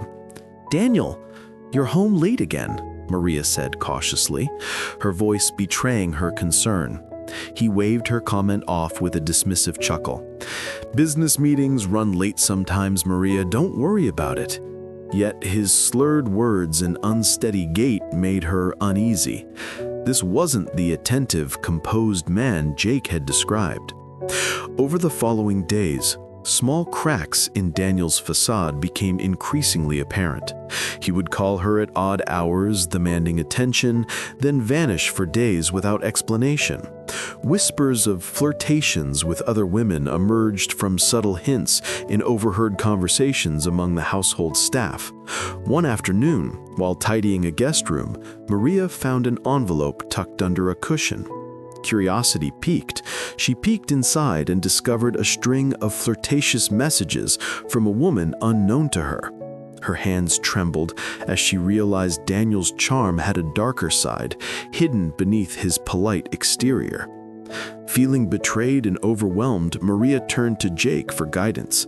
Their late-night video call began with her voice shaking. "Jake, I don't understand. You said Daniel was honest, responsible, good, but he's not. He drinks too much, disappears for days, and..." She paused, swallowing hard. "I found these messages. He's unfaithful." Jake's expression darkened with concern, his hands gripping the edge of his desk. "Maria, I didn't lie to you," he said softly, his voice careful. "I painted the picture I thought you needed to see. I never intended to mislead you. I wanted you to feel confident." Maria's eyes welled with tears. "But I trusted you, Jake. You made me believe he was someone he's not." The next morning, Oscar paid a visit to the apartment, exuding his usual authoritative presence. He had learned of Maria's concerns through Daniel and family gossip, and his expression was a mixture of concern and expectation. "Maria, I understand these adjustments are challenging, but remember, this engagement is important for both our families. You must try to see Daniel in the best light and adapt to his ways." Maria's heart sank. "Oscar, with all due respect, I'm beginning to see Daniel for who he really is," I replied cautiously. "I can't just ignore his behavior." Oscar's eyes narrowed slightly, his tone urging compliance. "You need to understand, Maria, relationships require compromise. You cannot expect him to change overnight. This is about patience, understanding, and family honor." Despite Oscar's words, Maria could not ignore the evidence before her eyes. One evening, she witnessed Daniel returning late from a party, visibly drunk and barely able to speak coherently. "Maria," he slurred, trying to steady himself against the wall, "don't look so serious. Loosen up a little." Maria's voice shook with anger and disbelief. "Loosen up? Daniel, this isn't a joke. You promised me honesty, respect, and care. This is irresponsible." He laughed, dismissing her concerns, further confirming the disparity between Jake's portrayal and reality. That night, Maria called Jake, unable to contain her frustration. "Jake, why didn't you tell me? Why did you make him seem perfect?" she demanded, pacing the apartment. Jake listened quietly, his jaw tight, and finally spoke. "I thought it would help you adapt. I wanted you to feel confident about your choice, not overwhelmed by every flaw." Maria shook her head in disbelief. "But this isn't just a small flaw. He's drinking, lying, cheating, and I can't just ignore it." Jake's voice softened, tinged with guilt. "I know, Maria. I misjudged what you needed. I thought I was helping, but I see now that I overstepped." Oscar's visits became more frequent, and his insistence on adaptation grew more pressing. One afternoon, he sat Maria down, folding his hands across his chest. "Maria, I raised Daniel, and I know him better than anyone. You need to understand that no man is perfect. You will have to accept his flaws if you wish to proceed with this engagement." Maria's voice trembled, the conflict evident in her eyes. "But Oscar, how can I marry someone whose actions hurt me and show so little regard for my values? Isn't that wrong?" Oscar's expression softened, but he remained firm. "Life is about compromise. Love isn't always easy. You will learn to see the man behind the imperfections." Maria's internal conflict intensified as she observed Daniel's behavior firsthand. She noticed the casual disregard for promises, the irritation when confronted, and the ease with which he lied to cover his mistakes. One evening, she confronted him directly. "Daniel, I know about the other women. I've seen the messages, heard the rumors, and observed your actions. How can you expect me to trust you?" Daniel's expression shifted from surprise to irritation. "Maria, you're overreacting. It's not as serious as you think," he said dismissively. Maria's hands trembled, but she held her ground. "It is serious to me. This is my life, Daniel, and I will not compromise my values for your convenience." In the quiet moments that followed, Maria realized the depth of her reliance on Jake.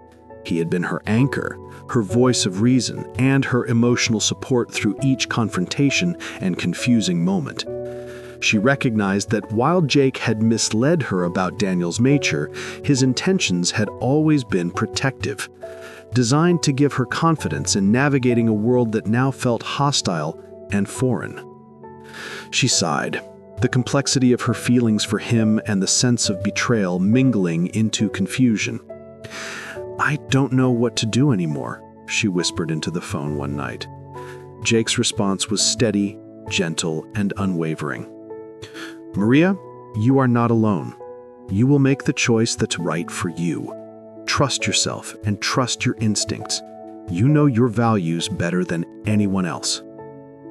As the days passed, Maria made careful observations of Daniel's conduct and personality. She documented instances of irresponsibility, dishonesty, and disrespect, silently gathering the evidence she needed to confront both Daniel and the pressures of her engagement. Every interaction with Daniel and his family weighed heavily on her, reinforcing the idea that adapting to this life was not simply a matter of patience. It required facing uncomfortable truths. Maria began to see that compromise didn't mean blind acceptance. There was a line between understanding someone's flaws and tolerating behavior that conflicted with one's core principles. One afternoon, Maria confided in Jake about a particularly distressing interaction with Daniel's parents, who had made disparaging remarks about her upbringing during a family lunch. They laughed at the way I prepared tea, she said quietly, shaking her head. It felt humiliating, Jake. I can't keep pretending I'm okay with this. Jake's voice was calm, but firm. Then don't pretend, Maria. You deserve respect. You are not obligated to endure behavior that undermines your dignity. Remember, adaptation doesn't mean self-erasure. Maria felt a sense of clarity, the fog of confusion lifting slightly. She realized that while Oscar and the Phillips family expected her to comply, her own judgment and values must guide her next steps. By the end of the week, Maria had reached a painful but necessary conclusion. She could no longer rely on Jake's idealized portrayal of Daniel, nor could she ignore the reality of his behavior. She would have to confront the truth, confront Daniel, and decide whether she could reconcile her values with the expectations placed upon her. The knowledge was daunting, but it also offered a measure of empowerment, clarity in a world that seemed increasingly convoluted. She took a deep breath, feeling a mixture of fear, anger, and resolve. "Jake," she whispered softly into the phone that evening, "thank you for being there. I see things clearly now, and I'm ready to face what I must. Whatever happens, I won't lose myself." On the other end, Jake's reply was steady, filled with quiet admiration. "I'm proud of you, Maria. You're strong, courageous, and wise.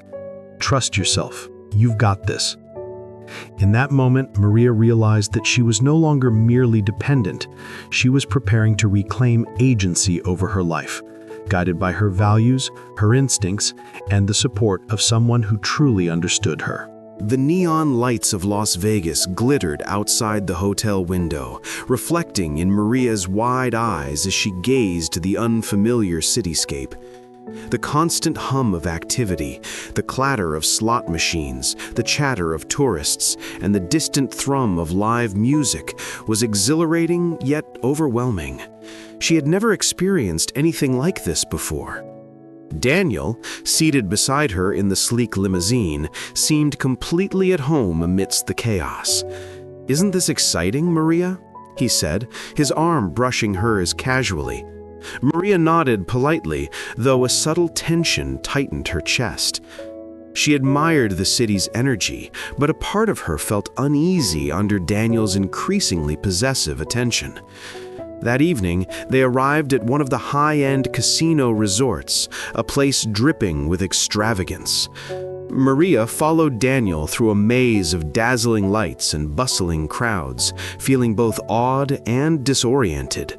She noticed the fleeting gazes of wealthy patrons and sharply dressed men, but her attention was fixed on Daniel's increasingly insistent behavior. "Maria, let's have some fun," he said, smiling, though his eyes carried an undercurrent of expectation. She glanced at him, uncertain. "Fun is fine, Daniel," she replied carefully, "but I want to keep some boundaries." As the night wore on, Daniel's demands became more insistent.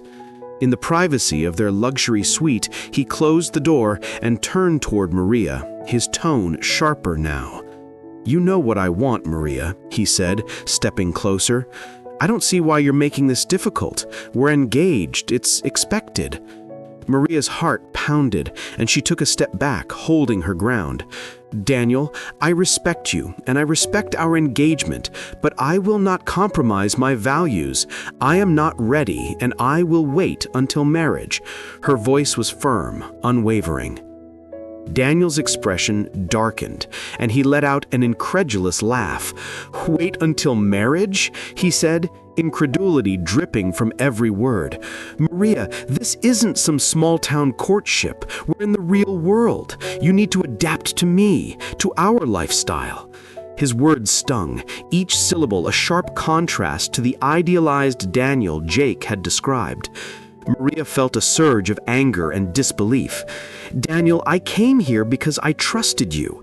I trusted that you would respect me. But this is not respect. This is manipulation." For a moment, Daniel seemed taken aback by her audacity. He stepped closer, trying to intimidate her with his presence. You think you can lecture me? You think you can dictate what I want?" he sneered, his tone now bordering on menace. Maria's hands trembled, but she did not retreat. She stared him in the eyes, drawing on the courage she had cultivated since arriving in Chicago. "I am not afraid of you. I am not here to conform to your whims. I am here to stand by my principles. And if you cannot respect that, then this engagement is over." The words seemed to strike him like a blow. Daniel's face contorted with a mix of anger and disbelief. "Over? You're ending this?" he shouted, his voice echoing through the lavish suite. Maria held her ground, her jaw set. "Yes, Daniel, this ends now.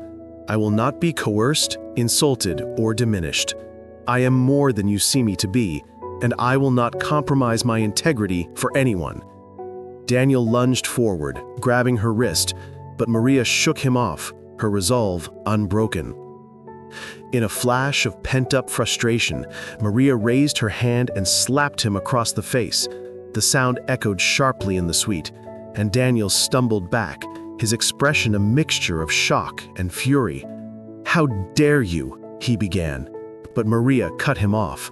"I dare because I will not be intimidated. I will not allow anyone, not you, not your family, not anyone, to dictate the boundaries of my life." Her voice was strong, clear, and unwavering, resonating with the power of years of firmly held values. Without another word, Maria slipped her engagement ring from her finger and held it up before dropping it onto the gleaming marble floor. The ring clattered loudly, a symbolic end to the promises that had been imposed upon her. Daniel's face turned a deep shade of red as he looked at the discarded piece of jewelry. "You're throwing it away? After everything?" he demanded, his voice rising in rage.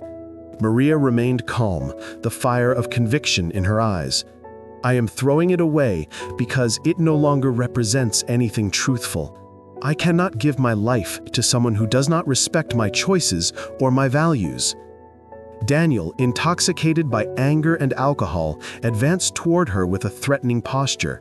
"You will regret this," he growled, his hands clenching into fists. Maria, despite her fear, held her ground. Her body tensed as she prepared for what might come next. She refused to back down, drawing on the courage and independence she had nurtured through months of trials and reliance on her inner strength and, secretly, Jake's guidance. When Daniel struck at her, Maria reacted instinctively. She dodged and pushed him away, using her surroundings to her advantage. The confrontation escalated into a physical struggle, each movement charged with adrenaline and fear. Maria fought not only to protect herself, but also to assert her autonomy in the face of a man who sought to dominate and control. In the end, Daniel stumbled, slightly injured, and Maria took the opportunity to escape. Her heart raced as she grabbed her coat and bag, leaving the suite behind. Outside, the neon lights of Las Vegas seemed both chaotic and liberating. Maria's mind raced, yet a sense of clarity and relief washed over her. She had faced a dangerous confrontation, stood by her values, and refused to compromise her principles, even when threatened. Her fingers brushed against the cool metal of her phone, and she immediately called Jake, her voice shaking but resolute. "Jake, it's done. I ended it. I left him. He tried to, I don't know, control me, force me, and I refused. I'm safe, but I need help." Jake's reply was immediate, calm, and filled with relief. "Maria, I'm proud of you. You did the right thing. Stay where you are, I'll get to you. You're not alone in this. Take a deep breath and hold on." Maria's chest tightened as the fear of the confrontation lingered, but Jake's voice offered a lifeline of comfort. I can't believe it's over. I feel free, but scared too." Jake reassured her softly. "It's supposed to be scary. You just claimed your freedom. We'll get you somewhere safe, and you can breathe again. You're stronger than you think." By the time Jake arrived at the Greyhound station to meet her, Maria's heart had begun to slow down, though the adrenaline still coursed through her veins. She saw him waiting, calm and reassuring, and relief flooded through her. She ran into his arms, letting herself be held, finally feeling the weight of the evening's confrontation lift slightly. "Thank you for being here," she whispered, tears streaming down her face. Jake held her firmly, his expression a mixture of concern and admiration. "You don't have to thank me. You did this yourself. You stood up for yourself, Maria. That's the true strength here." As the Greyhound pulled away from Las Vegas, carrying Maria towards a safe return to Tennessee, she felt a mixture of exhaustion, relief, and empowerment. The glittering chaos of the city had tested her limits, but she had emerged resolute, unbroken, and committed to her principles. Daniel's illusions, the pressures of engagement, and the allure of wealth had not swayed her. Maria understood that her values, courage, and instincts were the compass guiding her life, and she now had the clarity to reclaim control over her destiny. The Vegas night air felt suffocating as Maria stumbled backward, her heart hammering violently against her ribs. Inside the suite, Daniel loomed over her, his movements unsteady, his breath heavy with the sharp tang of alcohol. "You think you can just walk away from me?" he slurred, his words jagged and venomous. Maria's pulse raced as she instinctively took a step back, her eyes scanning the room for anything to shield herself. She could feel the danger pressing in, the oppressive weight of his rage palpable. Daniel's face contorted with anger, his jaw tight as he took another step toward her. "After everything I've done for you? After everything I've planned?" he shouted, the volume of his voice bouncing off the high ceilings. Maria raised her hands, her voice trembling but resolute. "Daniel, stop! I am leaving. I will not allow you to hurt me." Her words seemed only to fuel his fury, and he lunged at her, grabbing her wrist with an iron grip. Maria twisted sharply, freeing herself, and ducked instinctively as he swung at her. Panic surged through her as she realized the situation had escalated beyond verbal confrontation. Her senses heightened, and she fought back with every ounce of courage she possessed. Her hand connected with his chest, pushing him backward, but Daniel stumbled only briefly before charging again. "You'll regret this," he bellowed, staggering forward in a haze of alcohol and rage. Maria's legs trembled beneath her, but her resolve hardened. She was determined to defend herself, to escape without allowing him to overpower her. In the chaos, Daniel lost his balance, falling against a marble side table and causing a lamp to shatter with a crash. The noise startled him, and Maria seized the moment, delivering a swift shove that sent him reeling into a chair. Daniel groaned, clutching his side, his expression a mixture of shock and fury. Maria's chest heaved with adrenaline as she backed toward the door, her trembling fingers fumbling with the lock. She could hear him rising behind her, cursing and muttering threats under his breath. Finally, she burst into the hallway, the bright casino lights filtering in from the windows above, and fled down the corridor, her heels clicking against the polished marble floor. She could feel the panic clawing at her throat, but her instincts propelled her forward. Daniel's angry shots echoed behind her, but she did not look back. She navigated the unfamiliar hallways, her mind racing as she considered her next steps. Safety was her only concern. Everything else would come later. By the time Maria reached the lobby, the sounds of the bustling casino faded into the background. She navigated through the throngs of tourists, her breathing ragged but steady, and slipped out into the warm, electric glow of the Las Vegas Strip. The neon lights were blinding, the crowds unfamiliar, yet she felt a strange sense of freedom, at least for the moment. She clutched her coat tightly around her, scanning the street for a safe place to regroup and plan her next move. A Greyhound station loomed a few blocks away, a beacon of relative safety. Maria moved quickly, her steps urgent yet cautious. Inside, the hum of fluorescent lights and the quiet murmur of passengers offered a stark contrast to the chaos she had just escaped. She found an empty bench near the ticket counter and sank down, her hands shaking as she clutched her bag. The adrenaline still coursed through her veins, but exhaustion was beginning to settle in, mingled with relief that she had managed to flee. Her phone vibrated, and she saw a message from Jake. "Maria, are you safe? Where are you?" Relief flooded her chest as she typed back quickly. "I'm at the Greyhound station. Daniel, he tried to hurt me. I escaped. Please help." The response was almost immediate. "Stay put. Don't move. I'm on my way. You're not alone, Maria." She exhaled shakily, the warmth of his concern washing over her. For the first time since the attack began, she allowed herself to feel a small measure of calm, knowing someone was coming to ensure her safety. Minutes later, Jake arrived, his expression a mixture of concern and barely contained anger. He scanned her quickly, noting the tremor in her hands and the pallor of her face. "Maria," he said softly, kneeling beside her, "you're safe now. I've got you." Maria leaned into his presence, feeling the tension in her body begin to ease slightly. "Jake, I don't know what I would have done without you," she whispered, her voice breaking. Jake's hand found hers, gripping it firmly.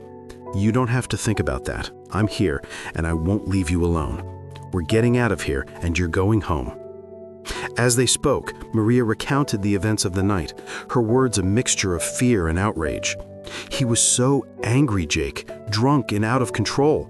I don't even know what could have happened if I hadn't defended myself," she said, tears welling in her eyes. Jake listened quietly, nodding, his jaw set with a quiet intensity.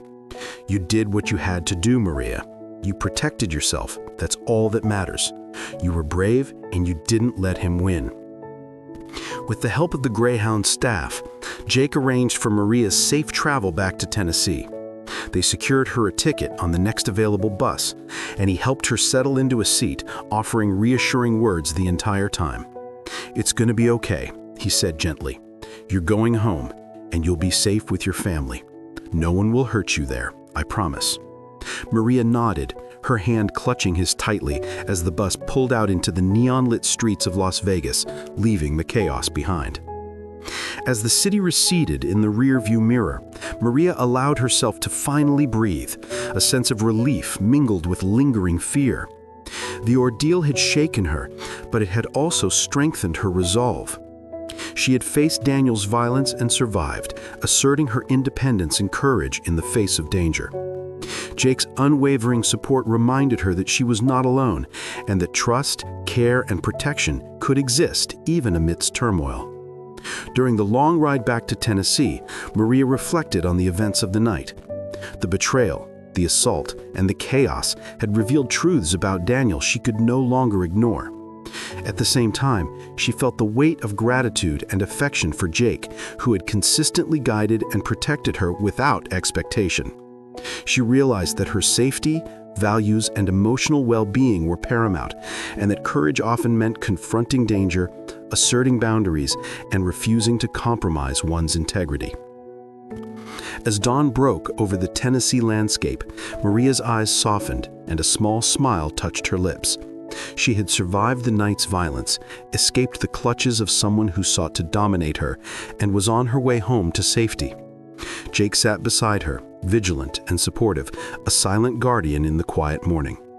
Maria felt a renewed sense of clarity. Her values, her courage, and the bonds of trust and support she had cultivated would guide her in reclaiming control over her life, whatever the future might hold. The familiar countryside of Tennessee looked peaceful as Maria stepped off the bus, but the serenity was deceptive. Her heart still raced from the events in Las Vegas, and she clutched her bag tightly, scanning the quiet streets for any sign of trouble. The gentle rustle of trees in the evening breeze and the distant bark of a dog offered a sense of comfort, yet she knew that returning home might not be entirely simple. After everything that had happened, tensions were bound to flare.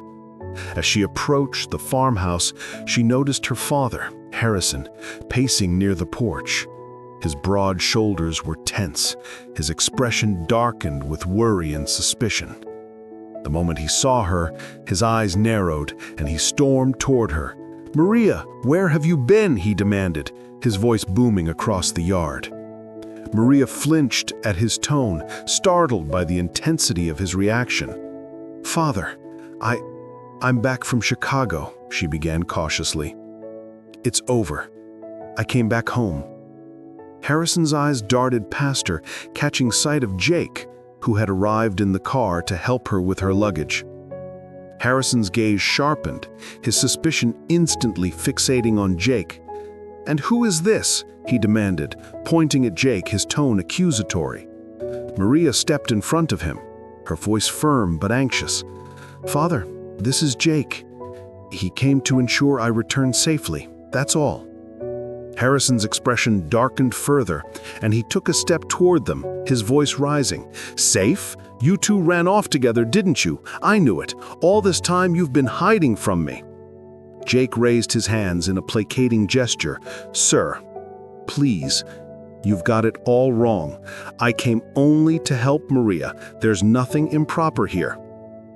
Maria's chest tightened as she watched her father's anger intensify. "Father, you're misunderstanding everything," she said, trying to keep her voice calm. "Jake didn't run away with me. He helped me escape from danger. Daniel, he attacked me in Las Vegas. I had to leave." Harrison's eyebrows knitted together in confusion, his mind racing to piece together the story. "Attacked? What are you saying, Maria?" His voice was a mixture of disbelief and rising panic. Maria took a deep breath. "It's true, Father. Daniel, your friend Oscar's son, he tried to force me into things against my will. I defended myself and left. Jake helped me get home safely." Harrison's fists clenched, and he stepped closer to Jake, his voice low and threatening. "You helped her, you say. Are you hiding something? Are you two in cahoots?" Jake held up his hands, his expression calm but firm. "No, sir. I love Maria, yes, but I never encouraged her to run away with me. I only wanted to ensure her safety. That's it." Maria's heart pounded, knowing that her father's protective instincts, combined with his pride, could escalate quickly. She stepped between them, her voice stronger now. "Father, please, listen to me. I'm telling you the truth. Nothing happened between Jake and me except him helping me get home safely. I swear." Harrison's gaze darted between the two of them, his chest heaving as he processed the conflicting emotions swirling within him. He had always been a man of action, decisive and fiercely protective of his family, and the thought that his daughter might have been endangered, or worse, compromised by someone he barely knew, ignited a torrent of anger.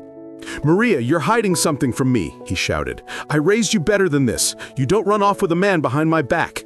Maria shook her head vehemently. "Father, I never ran off with Jake. I never even considered it. He's just my friend, and he saved me, that's all." Jake stepped forward cautiously, his eyes meeting Harrison's. "Sir, I know it's hard to understand, but I'm telling you the truth. I would never betray your trust. Maria's safety was my only concern. She had no other way to get home safely." Harrison's gaze softened momentarily, but his anger still simmered beneath the surface. "And this Daniel? He's the one who caused all this trouble?" he asked, his voice tense. Maria nodded, her voice steady. "Yes, Father. He tried to force me into things I didn't want, and when I refused, he became violent. I had to leave." Harrison ran a hand through his hair, pacing in agitation. "Why didn't you tell me sooner? Do you know what could have happened?" Maria's eyes glistened with tears, but her voice remained firm. "I didn't want to worry you. I thought I could handle it myself, but I couldn't. Not in Vegas. It was too dangerous." Harrison paused, his anger giving way to a mixture of guilt and concern. He turned to Jake, his tone softer but still wary. "And you, Jake, you didn't take advantage of her?" Jake shook his head immediately. "Never, sir. I only wanted to make sure she was safe, nothing else."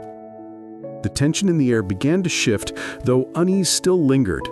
Harrison's protective instincts were battling with the need to trust both Maria and Jake. He turned to his daughter, his voice lower, almost trembling. "Maria, I couldn't bear the thought of losing you.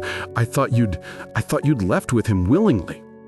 Maria stepped closer, taking his hand gently. "Father, I'm here now, safe.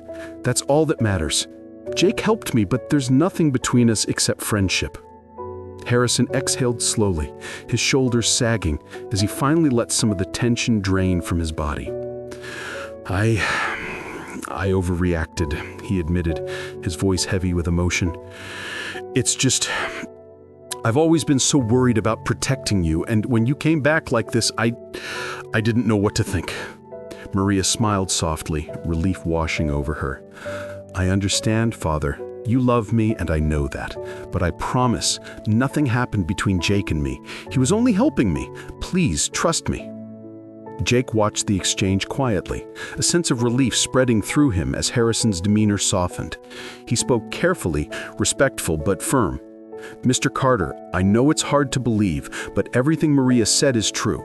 I'm here only to ensure she's safe and to get her back home. That's it. You have my word." Harrison studied him for a long moment, then nodded slowly. "All right, I'll trust you, for Maria's sake. But don't make me regret it." Jake gave a small, reassuring nod. "I won't. You have my word." With the immediate tension easing, Harrison turned to Maria, his protective instinct now mingled with concern. "We need to make sure Daniel can't hurt you again," he said firmly. Maria nodded, her voice steady. "Yes, Father. I want to put this all behind us and be safe. No more misunderstandings, no more danger." Harrison's eyes softened, and he placed a hand gently on her shoulder. "Good. I'm glad you're home, Maria. That's all that matters." As the evening sun dipped below the horizon, painting the sky with shades of orange and pink, the farmhouse felt alive again with a sense of protection and care. Misunderstandings had caused tension and fear, but the truth had come to light. Maria, though shaken, felt safe in her father's presence and supported by Jake, who had stayed by her side throughout the ordeal. The events of the day had tested their trust and courage, but they had emerged stronger, with clarity and renewed bonds of loyalty and love. The calm of the Tennessee countryside was shattered one late afternoon by the sudden roar of a sleek black SUV pulling into the driveway of the Carter farmhouse. Harrison, still tense from the recent events, squinted through the windows. Maria, sitting on the porch steps, instinctively rose, a sense of unease creeping into her chest. The SUV door opened and a tall, commanding figure stepped out. Daniel Phillips. His eyes, sharp and calculating, scanned the yard before landing on Maria, and a smirk of barely concealed anger curled his lips. Beside him, Oscar Phillips, his adopted father, maintained a composed expression, though his eyes betrayed concern. Daniel strode toward the porch, his movements purposeful and aggressive. "Maria," he called out, his voice carrying a mix of charm and barely restrained rage. "We need to talk." Maria's heart skipped, and she instinctively stepped back. "Daniel, what are you doing here?" she asked, her voice steady, despite the anxiety gnawing at her. Harrison's protective instincts flared instantly. "Daniel, keep your distance," he barked, stepping forward with a hand raised. Daniel ignored him, eyes fixed on Maria, his posture threatening. Jake, who had been standing nearby, tightened his jaw and stepped between Maria and Daniel. "You're not going to hurt her," he said firmly, his voice calm but edged with steel. Daniel's eyes flickered toward Jake, and his smirk transformed into a scowl. "Oh, so this is the man who's been meddling in my business," Daniel sneered, his tone dripping with malice. "You think you can interfere with what's mine?" Jake didn't flinch. "I'm not interfering. I'm protecting Maria. That's all." Daniel's expression darkened further, and without warning, he lunged at Jake, his fists swinging. The confrontation escalated quickly, chaos erupting on the lawn. Jake dodged the first blow, twisting instinctively and countering with a push that sent Daniel stumbling backward. "I warned you," Jake shouted, keeping his voice steady, even as adrenaline coursed through his veins. Daniel recovered quickly, swinging again, his anger blinding him to caution. Maria screamed, stepping forward, but Harrison grabbed her arm. "Stay back, Maria, don't get in the middle of this," he yelled, his own fear and protective instinct rising. The fight was fierce and brutal, fueled by Daniel's arrogance and Jake's determination to defend Maria. Dust and gravel kicked up beneath their feet as they grappled, each movement precise yet raw with emotion. Daniel, fueled by alcohol and frustration, underestimated Jake's skill and resolve. Jake managed to land a solid strike that sent Daniel sprawling onto the ground, groaning in pain. For a moment, the air was heavy with tension and the scent of earth and sweat as both men paused, breathing heavily, glaring at each other. At that moment, Oscar stepped forward, his commanding presence immediately silencing the yard. "Enough," he bellowed, his voice carrying an authority that neither man could ignore. Both Mend and Jake froze, their eyes shifting toward Oscar. "Explain this to me," he demanded, his tone sharp and unyielding. He turned his gaze to Jake first, the weight of expectation pressing down. "What the hell is going on here, Jake? I raised you as my own son. You tell me why the situation has turned into a battlefield on my friend's lawn." Jake, bruised and battered but resolute, met Oscar's gaze. "Sir, I only did what was necessary to protect Maria," he said, his voice steady despite the throbbing pain in his side. "Daniel attacked her, tried to force her into things she didn't want, and I couldn't let him. That's all. I never intended to hurt him beyond stopping the threat." Oscar's eyes narrowed as he processed the words, and his expression softened slightly when he glanced at Maria, who stepped forward, her voice calm but resolute. "It's true," Maria said firmly. "Daniel attacked me in Las Vegas. He tried to coerce me into something I wasn't ready for, something I didn't want. I defended myself and escaped. Jake only ensured I got home safely." Her words cut through the tension like a knife, clear and unwavering.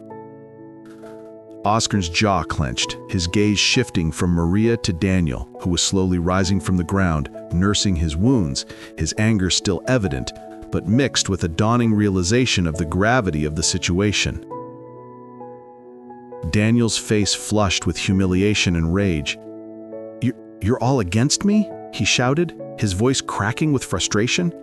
"This is my fiancé, my engagement, and you're all undermining me." Harrison stepped forward, his voice booming with authority. "She's not yours to control, Daniel. You have no right to hurt her, to coerce her, or to disrespect her values."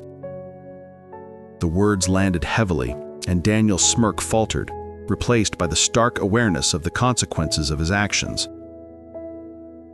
Oscar finally spoke, his voice cold and precise, cutting through the lingering tension. "Daniel, I am utterly disappointed in your behavior. I raised you to be better than this, to respect others and honor the commitments you make. What you did to Maria is unacceptable, and I will not tolerate it." Daniel opened his mouth to protest, but Oscar held up a hand, silencing him.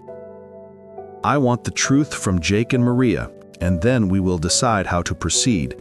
But let me be clear, you will be held accountable for your actions."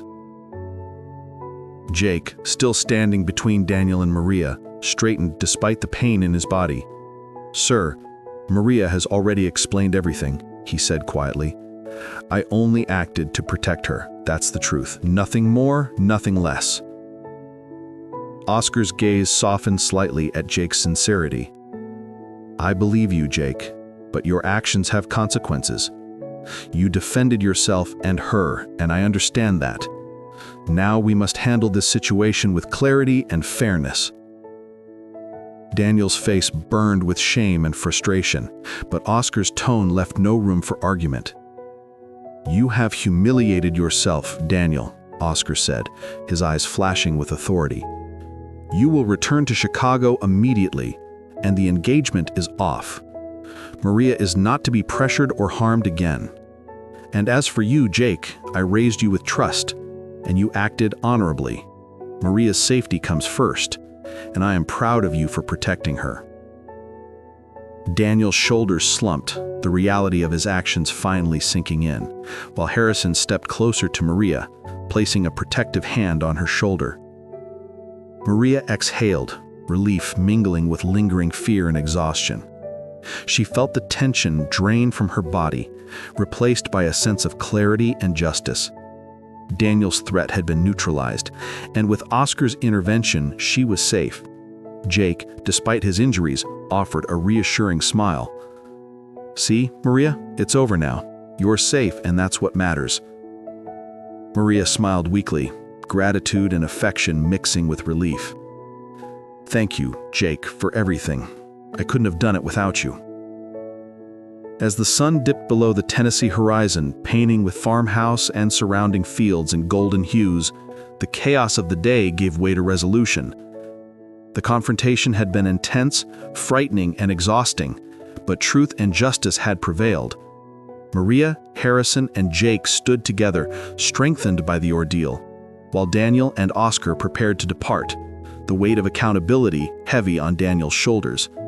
The bonds of trust, protection, and family had been tested and proven unbreakable in the face of violence, deception, and misunderstanding. The tension in the Carter farmhouse yard lingered like a heavy fog, though the immediate violence had ended.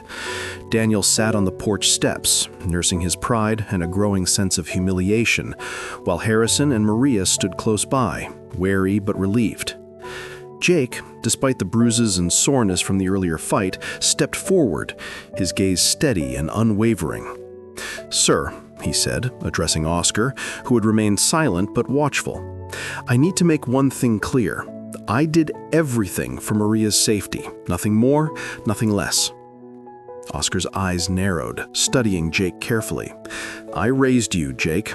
I trusted you, and now you're standing here in the middle of chaos. Explain yourself fully." Jake took a deep breath, the pain in his side momentarily forgotten as he spoke from the heart.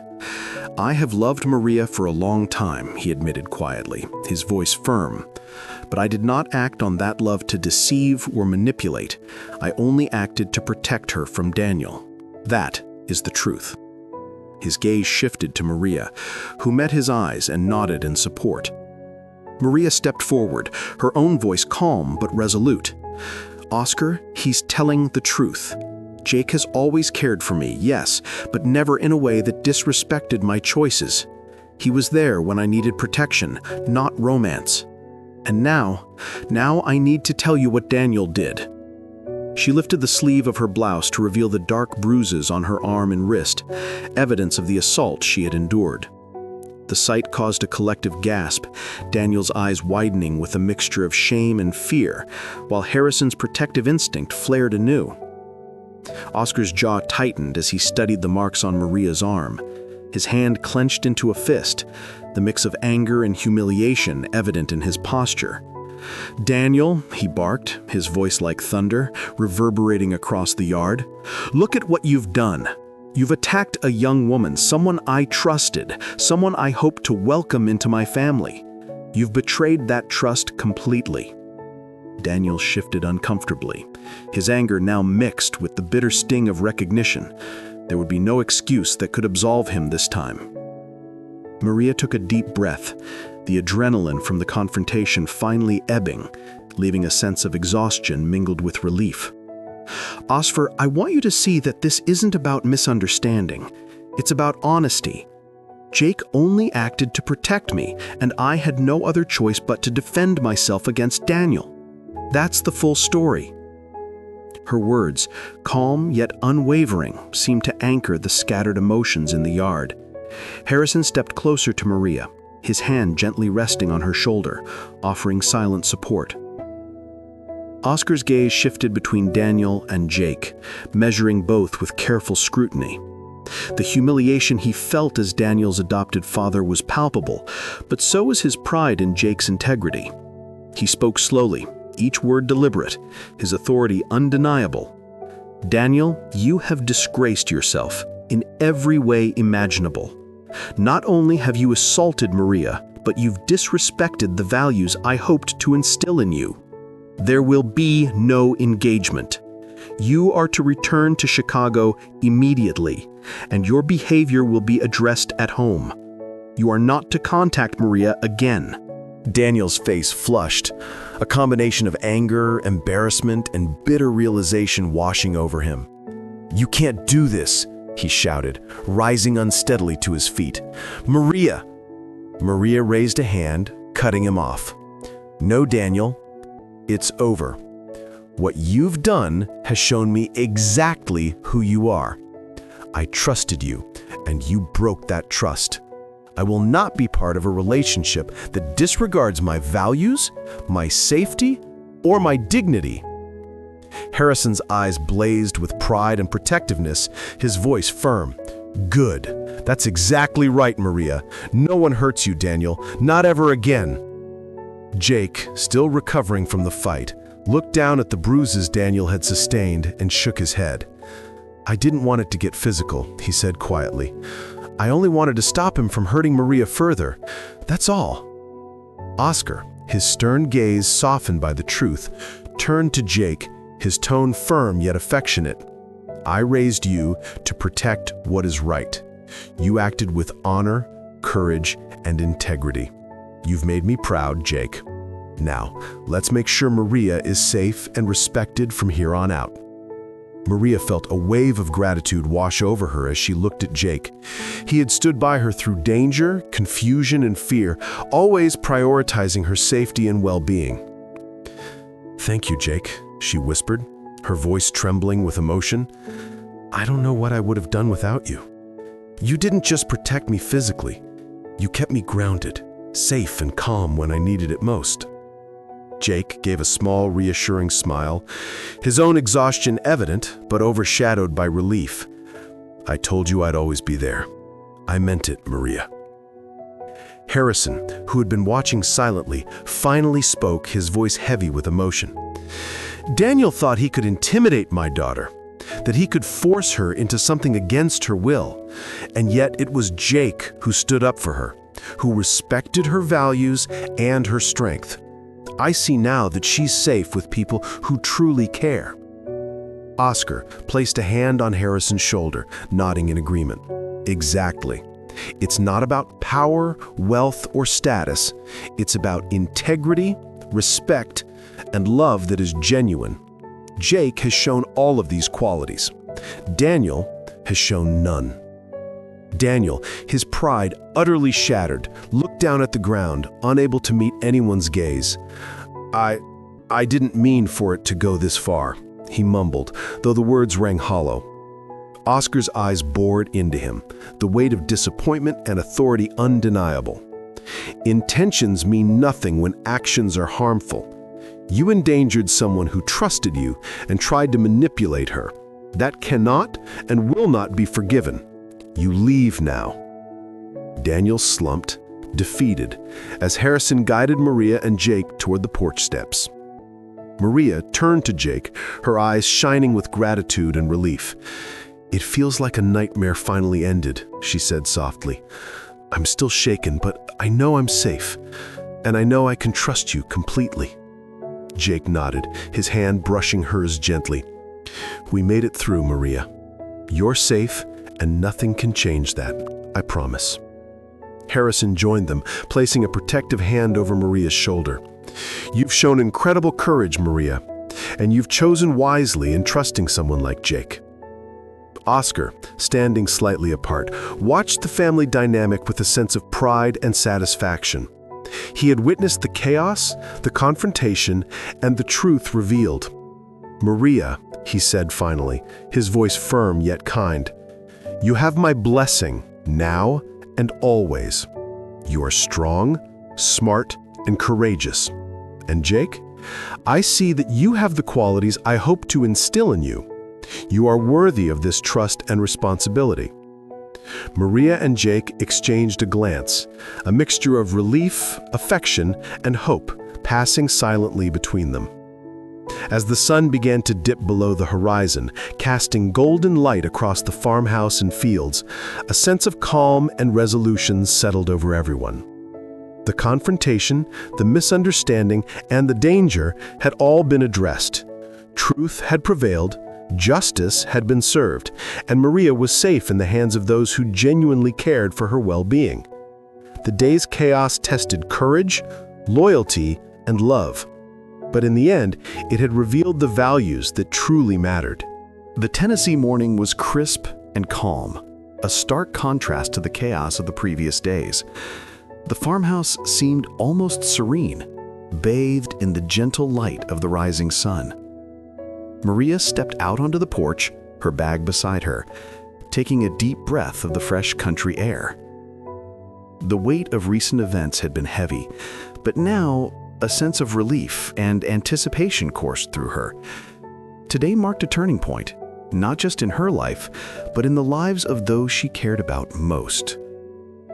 Harrison was already outside, moving around the yard with purposeful energy, but his face bore a relaxed, content expression. He approached Maria with a smile that conveyed both pride and relief. "Maria," he said warmly, "you've been through so much, and yet here you are, standing strong. I'm proud of the woman you've become." Maria smiled, her eyes glistening with gratitude. "Thank you, Father. I couldn't have faced everything without your guidance and support. And I think I'm ready for the next chapter now." Harrison nodded, sensing that this chapter would bring happiness that had long eluded their family. At that moment, Oscar emerged from the farmhouse, his usual composed demeanor softening as he glanced at Maria. He approached with steady steps, the weight of responsibility in his posture, but his eyes reflected satisfaction and pride. "Maria," he said, his voice firm but kind, "I have made a decision. Daniel will no longer be a part of your life. He is returning to Chicago, and the engagement is officially over. You will marry Jake. I have watched him act with honor, courage, and integrity. He has shown that he can protect, respect, and love you wholeheartedly." Maria's eyes widened with surprise and relief, and she looked at Jake, who had been standing quietly nearby, listening intently. Jake stepped forward, his voice steady, yet filled with emotion. "Maria, I promise to be by your side through everything, just as I have been. I love you, and I will always respect and cherish you, not just as someone I love, but as someone I admire and trust completely." Maria's heart swelled at his words, the sincerity and depth of his feelings washing over her. She reached out, taking his hand gently, and whispered, "Jake, I trust you. I love you too, and I'm ready to start this new life with you." Their hands intertwined, a symbol of commitment, understanding, and a future built on mutual respect and affection. Harrison clapped his hands lightly, breaking the intimate moment with a warm laugh. "Finally! About time you two realized what everyone else already knew," he teased, though his eyes glimmered with genuine happiness. Maria laughed softly, feeling a weight lift from her shoulders. The farm, the familiar sounds of the countryside, and the warm faces of those who loved her had all become anchors in her life. Now, with Jake by her side, she felt ready to embrace change while holding on to the values she cherished. Oscar nodded approvingly, his gaze scanning the yard with satisfaction. "You've both been through a lot, but you've emerged stronger. Maria, you've proven that strength and virtue can stand firm even in the face of manipulation and danger. And Jake, you've shown that true love is expressed through protection, respect, and unwavering support. Chicago will be different, more challenging in many ways, but I know you two will face it together." Maria squeezed Jake's hand, drawing courage from his presence and the support of her father and Oscar. As preparations were made for their departure to Chicago, Maria and Jake walked together through the farm, taking in the familiar sights one last time before the journey ahead. The barn, the vegetable garden, the old oak tree under which she had spent countless afternoons thinking and dreaming, all were etched into her memory. "I'll miss this place," Maria said softly, her voice tinged with nostalgia. Jake nodded, squeezing her hand gently. "We'll carry it with us. Every lesson, every memory. It's part of who we are, and it'll guide us in Chicago." The drive to Chicago was filled with a quiet, comfortable companionship. Jake navigated the roads carefully, keeping an eye on Maria, who occasionally gazed out the window at the rolling hills fading into the distance. "I can't believe how different life is going to be," Maria admitted, her voice reflective. Jake smiled reassuringly. Change can be daunting, yes, but together we can face anything. You've adapted before, Maria, and I'll be there for you every step of the way. Her hand found his again, fingers interlacing naturally, symbolizing unity and shared resolve. Arriving in Chicago, the city's bustling streets and towering buildings were a stark contrast to the tranquility of rural Tennessee. Maria's eyes widened at the sheer scale of the city, and for a moment, a flicker of anxiety passed over her face. Jake, sensing her unease, gently guided her through the crowd. "Remember, Maria," he said softly, "we face this together. The city can be overwhelming, but it's also full of opportunity. We'll build our life here, step by step." Maria nodded, drawing confidence from his words and the strength of their bond. Their new apartment, modest yet welcoming, became the first tangible step in this fresh start. Maria unpacked her belongings, placing familiar items carefully on shelves and tables, creating small anchors of home within the unfamiliar space. Jake assisted her, placing objects thoughtfully, creating a sense of balance and comfort. "It already feels like home," Maria said softly, smiling at him. Jake returned the smile, a mixture of pride and affection in his eyes. "It will be, Maria. Because we're together, that's what makes it home." Days turned into weeks as Maria and Jake settled into their new life. They explored the city together, finding favorite cafes, parks, and bookstores, creating routines that blended Maria's small-town values with the vibrancy of urban life. Maria's confidence grew with each passing day, bolstered by Jake's unwavering support. "I never thought I'd enjoy the city so much," Maria admitted one evening as they watched the sunset from their apartment balcony. "But with you, everything feels right." Jake smiled, brushing a strand of hair from her face. "It's about balance, Maria. We bring our own values, our own world into the city. Together, we can make it work." Oscar visited occasionally, ensuring that both Maria and Jake were adjusting well. He observed their interactions, the mutual respect, affection, and understanding evident in their every gesture. "You two have something rare," he remarked one afternoon over coffee. "Not just love, but friendship, trust, and the ability to face challenges together. Chicago can't shake that. It only strengthens it." Maria smiled, feeling the weight of the past months lift further. "Thank you, Oscar, for believing in us, for protecting us, and for giving us this chance." As the days passed, the couple built a life grounded in love, understanding, and respect. Challenges arose, of course. The city demanded adaptation, patience, and resilience. But together they faced each one, learning and growing along the way. Maria never forgot her roots, and Jake's support ensured that her values were never compromised. They celebrated successes together, consoled each other in difficulties, and always prioritized honesty and communication. One evening, as the city lights twinkled below their balcony, Maria rested her head against Jake's shoulder.